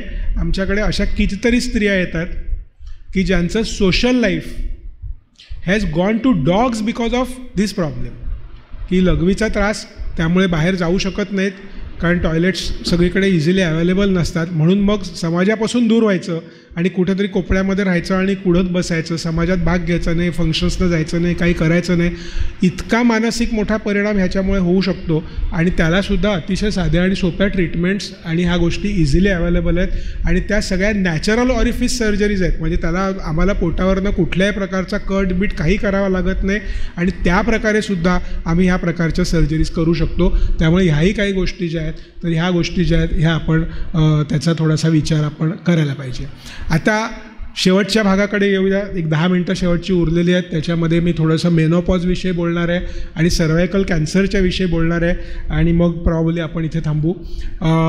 सर्वसाधारणपणे वय एक 45-50च्या आसपास आल्यानंतर मी म्हटल्याप्रमाणे रिप्रोडक्टिव्ह करिअरची सांगता होते आणि हळूहळू पाळी जी असते ती बंद व्हायला लागते. आता बऱ्याच लोकांची अशी समजूत आहे की मेनोपॉज हे म्हणजे तुमच्या रिटायरमेंटच्या एजसारखं है ना, किंवा 58 वर्षी तुमचा वाढदिवस झाला की रिटायर, असं म्हणजे तारीख ठरलेली आहे असं. तर तसं मेनोपॉज हा विषयाचं नाही आहे, बरोबर आहे. असं ते म्हणजे आता 51वा वाढदिवस म्हणजे झाला तर तिथे रिटायरमेंटच्या 7 वर्ष अगोदर इथे मिळलं असं होत नसतं, बरोबर आहे की ती एक रेंज आहे की त्या रेंजमध्ये आल्यानंतर हळूहळू काही लोकांना एकदम बंद होते, काही लोकांना हळूहळू कमी होते, काही लोकांना सुरुवातीला इरेग्युलर होते आणि मग बंद होते. त्यामुळे असे अनेक वेगवेगळे प्रकार त्याच्यामध्ये होऊ शकतात, बरोबर आहे. आणि म्हणून मी लोकांना असं साधं सोपं सिम्पल उदाहरण देतो की आज तुम्ही इथे विरारमध्ये राहता. आज जर दिल्लीचा माणूस जर का तुम्हाला भेटला आणि तो म्हणाला का तुम्ही कुठे राहता, तुम्ही काय म्हणता मुंबईत राहतो. मग आता तसं जर का म्हटलं तर तुम्ही मुंबईत राहता म्हणता म्हणजे खोटं बोलता असं झालं. तुम्ही कुठे मुंबईमध्ये राहता, आम्ही गोरेगावला राहतो, आम्ही मुंबईत राहतो, तुम्ही कुठे राहता मुंबईमध्ये. म्हणजे सांगण्याचा मुद्दा असा की हा पर्स्पेक्टिव्हचा विषय आहे, बरोबर. तुम्ही काय पर्स्पेक्टिव्हने बोलता. आज मी जर का साऊथ बॉम्बेवाल्याला म्हटलं मी मुंबईत राहतो, मग तो म्हणतो छे तू कुठे मुंबईमध्ये राहतो, तू तर सबर्बनमध्ये राहतो, मी मुंबईमध्ये राहतो. म्हणजे थोडक्यात हा एक कंटिन्युअस असलेली प्रोसेसचा विषय आहे. तो काय असा अमक्याच तारखेला होतो वगैरे असा काय तो विषय नाही आहे. त्यामुळे मोठ्या प्रमाणामध्ये स्त्रिया ह्या पेरीमेनोपॉझल कॅटेगरीमध्ये असतात, त्या पूर्णतः मेनोपॉझल कॅटेगरीमध्ये नसतात आणि त्यामुळे त्या प्रकारची व्हेरिएशन्स त्यांच्या बाबतीमध्ये होऊ शकतात. मुख्यत्वे करून मेनोपॉज हा विषय जो आहे त्याचा संबंध हा हॉर्मोन्स कमी होत असल्यामुळे त्याचा मानसिक परिणाम म्हणून थोडंसं चिडचिडेपण वाढणे, थोडंसं शारीरिक संबंध ठेवायला त्रास निर्माण होणे किंवा संबंध ठेवण्याच्या योनीमार्गात कोरडेपणा जाणवणे, लघवीला थोडासा त्रास सुरू होणे, पाळीच्या बाबतीमध्ये गोष्टी होणे आणि त्यानंतर पुढे गेल्यानंतर हळूहळू बोन्स वीक व्हायला लागणे, ब्लड प्रेशरचं प्रमाण वाढणे, अशा सर्वसाधारणपणे गोष्टी ह्याच्यानंतर होण्याची अपेक्षा असते. म्हणजे तुम्हाला लक्षात येईल की आज जर का आपण बघितलं तर मांडीचं हाड मोडलं, बरोबर, आणि मग ते ऑपरेशन करावं लागलं, हे आपण सगळ्यांनी ऐकलं आहे. तुमच्यापैकी किती लोकांनी पुरुषाचं मांडीचं हाड मोडलं आणि ऑपरेशन करावं लागलं असं ऐकलं आहे, आणि किती लोकांनी स्त्रीचं मांडीचं हाड मोडलं आणि त्यामुळे बहुतांशी आजींचंच मांडीचं हाड मोडलं असं तुम्ही बहुतांश वेळेला पाहाल. आजोबांचं मांडीचं हाड मोडलं हे जरा प्रमाण कमी किंवा खूपच वयाने जास्त 80-82, पण आजीचं मांडीचं हाड मोडलं हे 65ला 60ला तुम्ही खूप कॉमनली ऐकाल. म्हणजे थोडक्यात सांगण्याचा अर्थ की बोन्स ठिसूळ होणे हा मेनोपॉज नंतर होणारा एक फार महत्त्वाचा विषय आहे की ज्याच्या बाबतीमध्ये स्त्रिया अतिशय निग्लेक्ट करतात स्वतःला. तर त्याच्यामुळे मेनोपॉजच्या नंतर बोन हेल्थ चांगली राहणे, त्यासाठी पुरेशा प्रमाणात जेवणाखाण्यामधनं कॅल्शियम घेणे, पुरेशा प्रमाणामध्ये व्यायाम करणे आणि बोन हेल्थ चांगली ठेवण्यासाठी वेट बेअरिंग एक्झरसाइजेस. मग ते वेट बेअरिंगचा अर्थ वजन उचलून, मग तुम्ही स्वतःच्या शरीराचं वजन उचलून करा, तो मुद्दा नाही. त्याला काय तुम्हाला डंबेलच उचलला पाहिजे असं नव्हे, पण वेट बेअरिंग एक्झरसाइजेस करणे हे अतिशय महत्त्वाचं असतं. आणि त्या वयातल्या स्त्रिया साधारणपणे आता मला कुठे काय व्यायाम करण्याची गरज आहे किंवा मला काय कुठे जाऊन थोडी काय कुठल्या ब्युटी कॉन्टेस्टमध्ये जायचं आहे आणि असं करून बहुतांश वेळेला त्याच्याकडे लक्ष देत नाहीत. पण त्याचा संबंध हा त्याच्याशी नाही आहे, त्याचा संबंध तुमच्या बोन हेल्थशी आहे आणि म्हणून ह्या गोष्टी करणं हे अतिशय आवश्यक आहे. आणि मी म्हटल्याप्रमाणे देवाने इस्ट्रोजन प्रोजेस्ट्रॉन नावाची 2 हॉर्मोन्स जी आहेत तर त्याच्यामुळे women are better protected against heart disease, against diabetes, against hypertension. जसजसं ह्या नॅचरल हॉर्मोन्सचं प्रमाण कमी होणार तसतसं ह्या डायबिटीज ब्लड प्रेशरचं प्रमाण वाढणार आहे. ते हळूहळू पुरुषांचं इतकंच जास्त वाढण्याची अपेक्षा आहे. त्यामुळे त्याही दृष्टीने स्वतःची शारीरिक तपासणी करून घेणं, ब्रेस्टची तपासणी करून घेणं, कारण ब्रेस्ट कॅन्सरचं प्रमाण साधारणपणे 40 नंतर 85 नंतर वाढायला लागतं. त्यामुळे सेल्फ ब्रेस्ट एक्झॅमिनेशन करणं, ब्रेस्टमध्ये काही प्रॉब्लेम असेल समजा जर का तर डॉक्टरांकडे जाणं, ह्या काही ज्या महत्त्वाच्या गोष्टी असतात त्याच्यावरती मध्यम वयातल्या स्त्रियांनी नक्कीच लक्ष दिलं पाहिजे असं मी म्हणेन. आणि सर्वात शेवटचा मुद्दा तो म्हणजे सर्वायकल कॅन्सरचा. हे आपण मध्यंतरी कोणती बाई होती जिने सर्वायकल कॅन्सरच्या बाबतीमध्ये एवढी पेशंट एज्युकेशन निर्माण केलं, तिचं नाव मला लक्षात येत नाही. ती नाही का ती मेली म्हणून आलं आणि मग ती नव्हतीच मेली, पूनम पांडे. बरोबर. तीच फेमस पूनम पांडे ना, ती जी कपडे काढून धावत गेली होती कोणाला तरी मिठी मारायला वगैरे. पण तिने हे चांगलं काम केलं, कारण त्या पूनम पांडेने जी काय स्टोरी केली असेल, तिचं PR भाग सोडा, पण त्याच्यामुळे गेल्या 2 महिन्यात आमच्याकडे येणारा जाणारा प्रत्येक व्यक्ती, हो ते सर्वायकल कॅन्सरचं वॅक्सिन, ते सर्वायकल कॅन्सरचं वॅक्सिन, मला पॅप्समिअर करून घ्यायचं आहे. आता ह्याच्यापूर्वी आम्ही कानी कपाळी स्त्रियांना ओरडून सांगत होतो, साधं सिंपल वॅक्सिन आहे, तुम्ही वॅक्सिन घ्या, तुम्ही पॅप्समिअर करून घ्या. नाही करू नंतर, आता ते काय मुलाची परीक्षा आहे ना, मग ते झालं की नंतर, मग ती परीक्षा कधी संपलीच नाही आणि त्या कधी आल्याच नाहीत. त्या पूनम पांडेमुळे लोक आमच्याकडे यायला लागले आता सर्वायकल कॅन्सर वॅक्सिन. तेव्हा तिने जी काय पब्लिसिटी स्टंट केला असेल त्याच्यात आपण पडूया नको, पण वस्तुस्थिती ही आहे की तिने हा जो काय पब्लिक अवेअरनेस निर्माण केला की सर्वायकल कॅन्सर प्रिव्हेंट करता येऊ शकतो, सर्वायकल कॅन्सर अर्ली डिटेक्ट करता येऊ शकतो. त्यामुळे साधारणपणे 40च्या नंतर दर 2 वर्षांनंतर तुमच्या जनरल हेल्थ चेकअपमध्ये एक पॅप्समिअर केला गेला पाहिजे, ब्रेस्ट एक्झामिनेशन केली पाहिजे.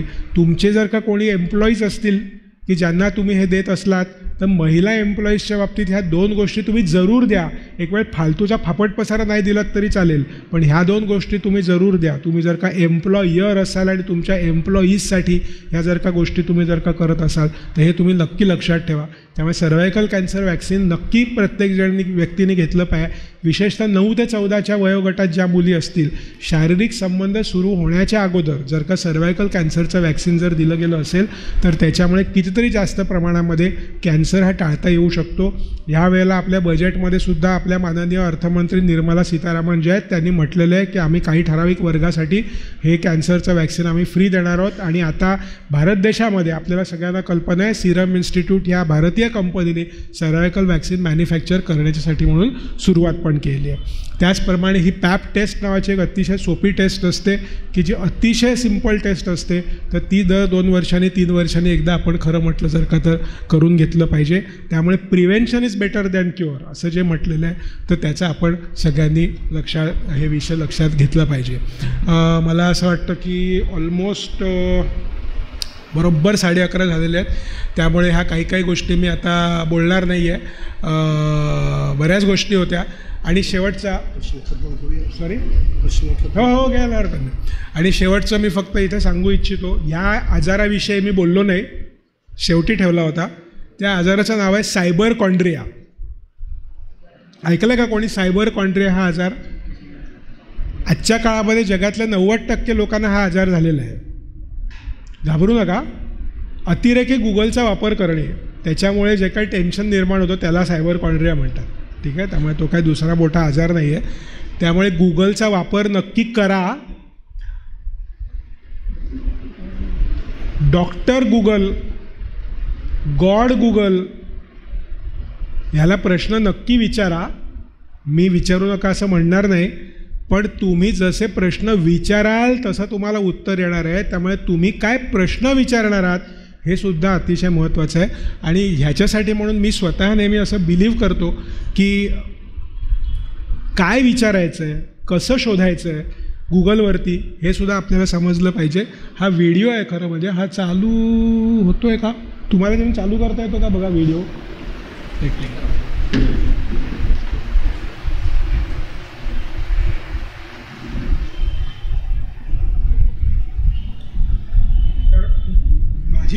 ही माझी वेबसाईट आहे. तुम्ही गुगलवरती फक्त निखिल दातार यूट्यूब एवढं जरी टाकलं समजा जर का, किंवा निखिल दातार टाकलं तरी माझी वेबसाईट मिळेल. यूट्यूब हा जो माझा यूट्यूबवरती हा माझा चॅनल आहे आणि ह्या चॅनलवरती तुम्हाला मी क्रिएट केलेले पब्लिक एज्युकेशनसाठीचे व्हिडिओज तुम्हाला ह्याच्यामध्ये मिळतील. त्यामुळे जनरल गुगलवरती फालतूचा फापट पसारा शोधण्यापेक्षा चॅनलवरती जाऊन एक्झॅक्टली तुमचा जो विषय आणि बहुतांशी विषयांवरती तुम्हाला त्याच्यामध्ये यूट्यूबवरती व्हिडिओ सापडतील किंवा माझ्या वेबसाईटवरती सापडतील.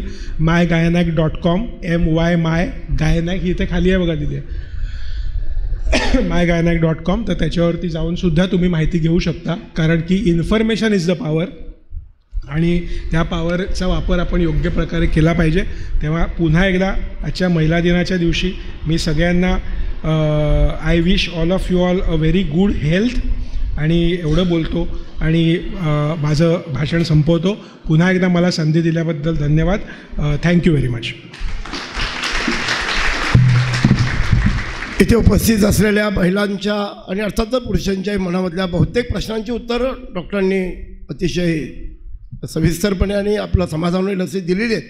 तरी देखील एखाद्या स्त्रीच्या महिलेच्या मनामध्ये एखादा प्रश्न असेल तर तो पुढे येऊन विचारायला हरकत नाही. डॉक्टर नक्कीच त्यांचं समाधान करतील.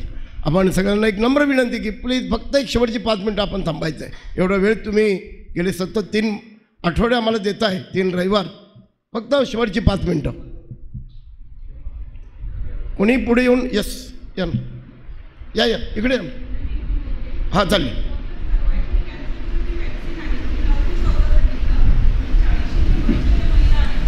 अतिशय चांगला प्रश्न तुम्ही विचारलात. बेसिकली मूळ मुद्दा असा आहे की थोडक्यात बेसिक मुद्दा असा आहे की HPV नावाचा एक व्हायरस असतो. त्या व्हायरसच्या प्रादुर्भाव झाल्यामुळे त्यातल्या काही टक्के लोकांना कॅन्सरचा त्रास होतो. त्यामुळे सर्वसाधारणपणे शारीरिक संबंध येण्याच्या अगोदर जर का हे वॅक्सिन घेतलं असेल तर त्याचा सगळ्यात जास्त चांगला फायदा होऊ शकतो. आता मुद्दा असा आहे की आज समजा एक 40 वर्षाची स्त्री आहे आणि जर का ती म्हणाली अहो पण मी 9 वर्षाची होते तेव्हा वॅक्सिनच अवेलेबल नव्हतं, आता काय करणार त्याला. मग तिने वॅक्सिन घ्यायचं नाही असं नाही, ती वॅक्सिन घेऊ शकते. पण 9 ते 14 वयोगटामधल्या स्त्रिया मुलींनी वॅक्सिन घेतल्यावर त्याची ज्या लेवलची एफिकसी मिळेल तितकी एफिकसी 40शीला घेतल्यानंतर ती मिळणार नाही. पण समजा कोणी असं जर का म्हटलं मग ठीक आहे ना, तेवढी नाही मिळणार, 50% तर मिळेल, 40% तर मिळेल, मग something is better than nothing. हां, ह्या न्यायाने जर का तुम्ही वॅक्सिन घेतलं तर अजिबातच हरकत नाही. तसंच सरकार करणार नाही. सरकार काय म्हणेल की बाबा मी त्यातच पैसे घालीन जिथे मला बेस्ट पॉसिबल रिझल्ट अवेलेबल मिळेल. म्हणून सरकारी रुग्णालयांमध्ये तुम्हाला 9 ते 14 किंवा त्याच वयोगटातल्या स्त्रियांना मोफत वॅक्सिन दिलं जाईल.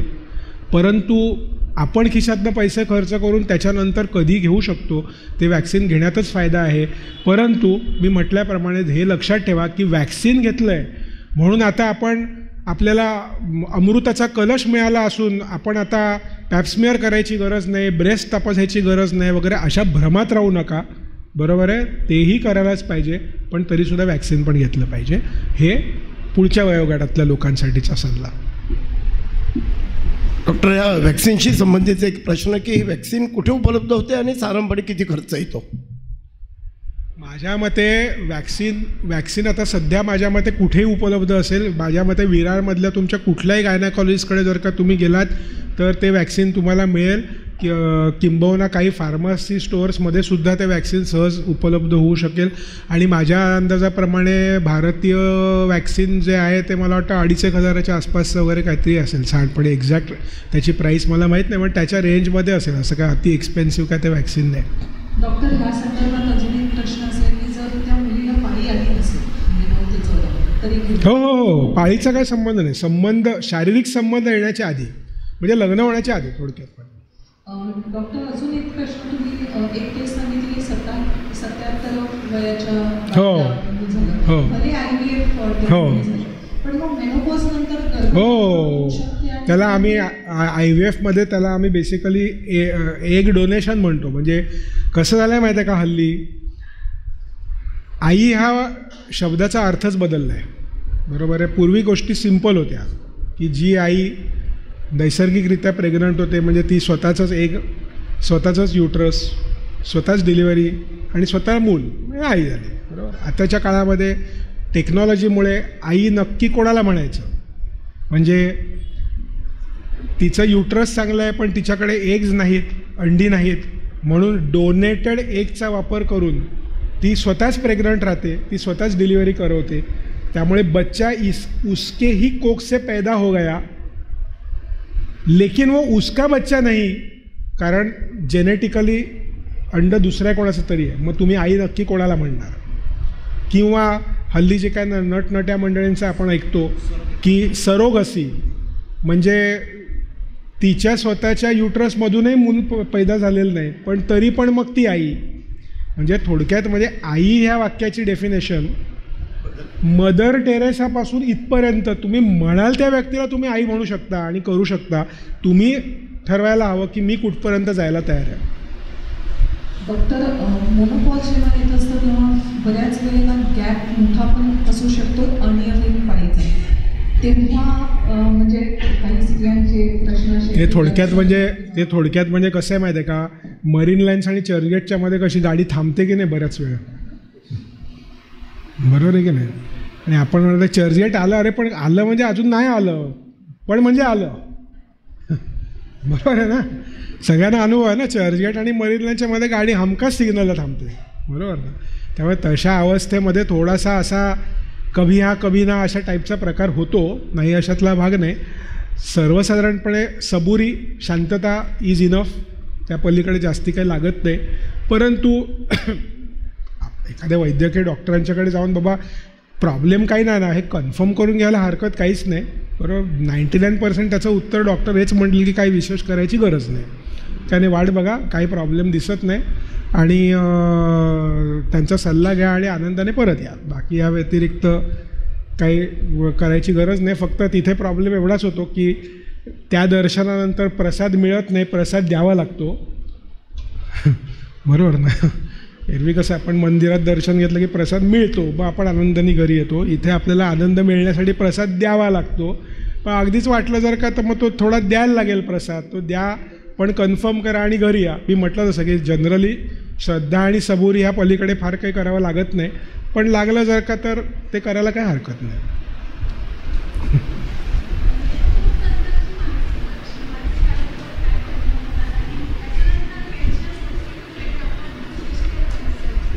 हां, सो बेसिकली कसं आहे माहिती आहे का, बेसिकली एकदम साधा सोपा सिंपल विषय आहे. तुम्हाला एखाद्या गोष्टीची सवय खूप दिवस असते आणि ती सवय जेव्हा मोडतो आपण तेव्हा काही दिवस त्याचा त्रास होतो, आयुष्यभर त्रास नाही होत.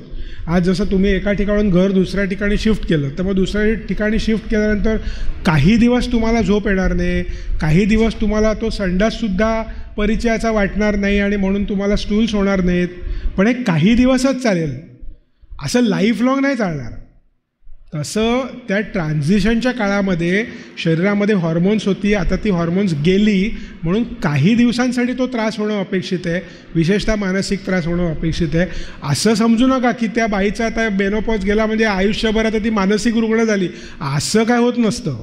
तो तात्पुरता काळाचा भाग आहे, तेवढ्यापुरतीच तिच्या थोडासा चिडचिडेपणा होऊ शकेल किंवा ह्या गोष्टी होऊ शकतील किंवा एक रितेपणाची भावना मनामध्ये निर्माण होऊ शकेल, अशा गोष्टी होऊ शकतील. असं नाही की त्याच्यापुढे आयुष्यभर तिला तो त्रास होईल. हळूहळू नसलेल्या हॉर्मोन्सची पण तिच्या शरीराला सवय होणार आहे. जसं हॉर्मोन्स आल्यानंतरही, जसं एक लहान मुलगी होती आणि तिला एकदम आता अंगावरती केस यायला लागले, छाती मोठी व्हायला लागली, मासिक पाळीला सुरुवात झाली, मग त्याही ट्रान्झिशनच्या वेळेला गिअर बदलण्याचा त्रास होतो.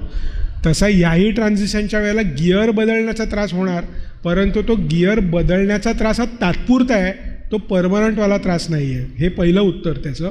त्यामुळे ना बऱ्याच लोकांची अशी समजूत आहे की ते आता मेनोपॉज म्हणजे झालं, म्हणजे आता ह्यापुढे झालं, आता ही मेंटली लागली ही वगैरे. तर तसलं काय होत नसतं. It's a temporary thing and that also it entirely depends on every individual person की आपण एखादा चेंज आपलं शरीर किती इझिली सामावून घेतं. एखादं काही लोकांच्या बाबतीत तो इतका इझिली होऊ शकतो की त्यांना काहीच त्रास होणार नाहीत. कारण हल्ली परत तोच प्रश्न झाला आहे निर्माण.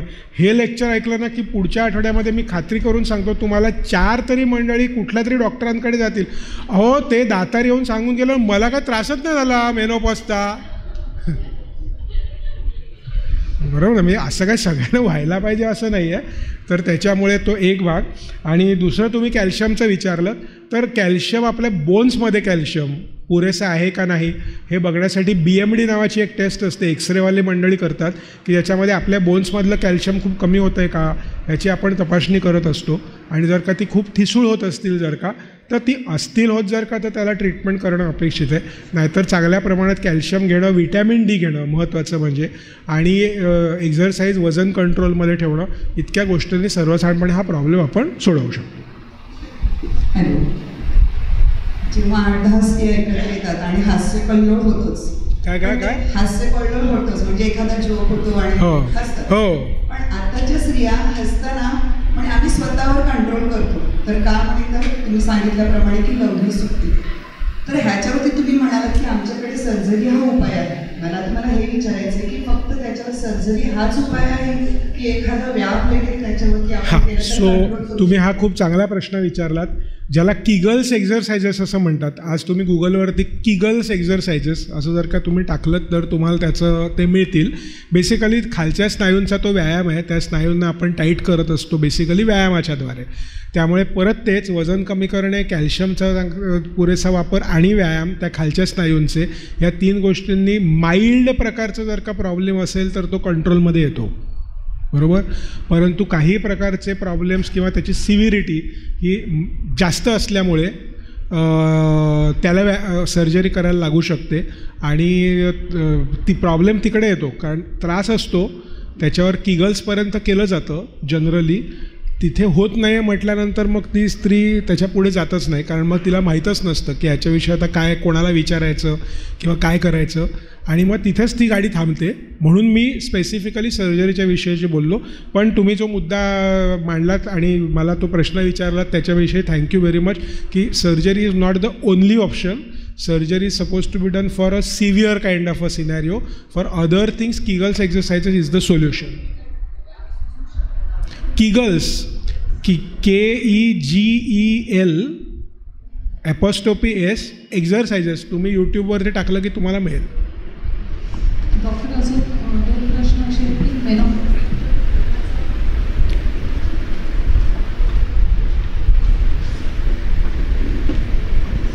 मेनोपॉज नंतर घामाचा त्रास जास्त चालू होतो, त्यावरती काही उपाय आहे का? आणि युरिन इन्फेक्शन जर झालं, बहुतेक स्त्रियांना त्याचा त्रास असतो, तर त्यानंतर टेस्ट करणे, पेट स्कॅन किंवा दुसरे काही टेस्ट? हो, हे तुम्ही एक खूप चांगला प्रश्न विचारलात. युरिन इन्फेक्शन झाल्यानंतर परस्पर केमिस्टकडे जाणे आणि वाटेल ते म्हणालेल ते अँटीबायोटिक ठोकणे, हा प्रकार 100% नक्की करू नका. हल्ली लोक शेंगदाणे खात नाहीत तेवढ्या प्रमाणामध्ये अँटीबायोटिक खातात, बरोबर. तर हे प्रकार नक्की करू नका. कारण की तुम्हाला खरंच इन्फेक्शन आहे का फक्त इरिटेशन आहे किंवा इन्फ्लमेशन आहे हे पण शोधून काढणं हे आवश्यक असतं.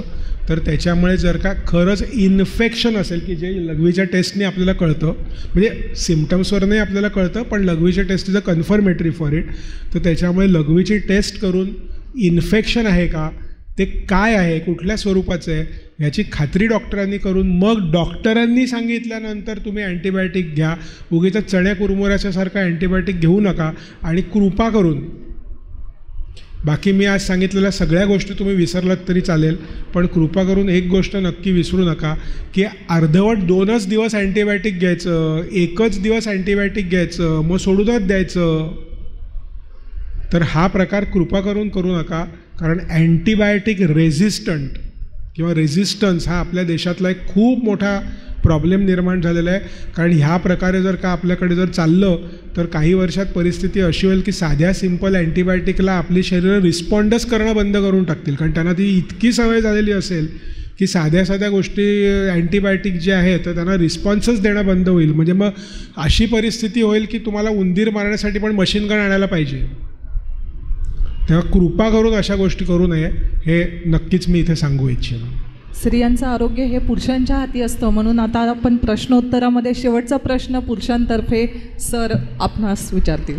मी सगळ्या पुरुषांच्या वतीने डॉक्टर एक प्रश्न विचारतो की आता आपण जे महिलांच्या ज्या अनेक समस्या आपण इथे सांगितल्या त्या असू शकतात आणि ह्याच्यामध्ये इथे बसलेले महिलांमध्ये असणार, तेव्हा इथे पुरुष त्यासाठी उपस्थित आहेत की हा महिलांचं आरोग्य राखण्यासाठी आम्ही पुरुषांनी नेमकं काय करायला हवं, हा शेवटचा प्रश्न असेल. या प्रश्नाने आपण शेवट करायचा.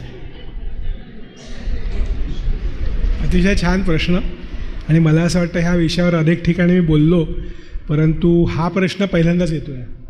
ह्यापूर्वीचे सगळे प्रश्न हे यापूर्वी येऊन गेलेले होते, त्यामुळे हा तुम्ही फार चांगला प्रश्न विचारला. आणि मला असं वाटतं की त्या प्रश्नाचं उत्तर मी जी सुरुवातीला कविता म्हटली तर त्याच कवितेमध्ये दडलेलं आहे की शेवटी ह्या सगळ्यांची जी रूट्स आहेत तर ती रूट्स ही स्त्री पुरुषांची असमान पद्धतीने त्यांची जी आपण समाजामध्ये त्यांना वाढवतो, त्यांना असमान ट्रीटमेंट देतो, त्यांना असमान एज्युकेशन देतो, त्यांना असमान संध्या देतो. पुरुष मूल जन्माला येण्याच्यासाठी म्हणून एक प्रकारचा आपल्या फॅमिलीमध्ये आग्रह असतो.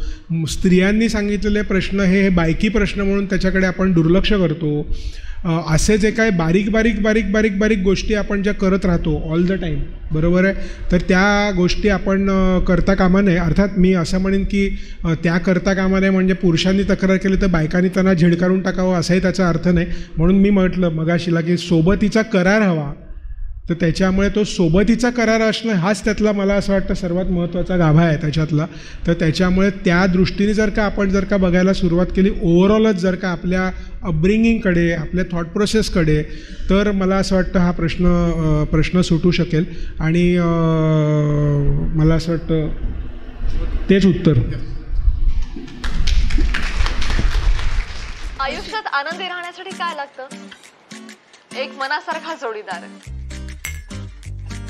मजा मस्ती करण्यासाठी मित्रमैत्रिणी आणि आणि कायम सुखदुःखात सोबत असणारी एक हक्काची बँक, माझी बँक, वसीम कॅथलिक कोऑपरेटिव्ह बँक. वसीम कॅथलिक बँक म्हणजे सुपर फास्ट सर्व्हिस आणि 100 वर्ष जपलेलं विश्वासाचं नातं.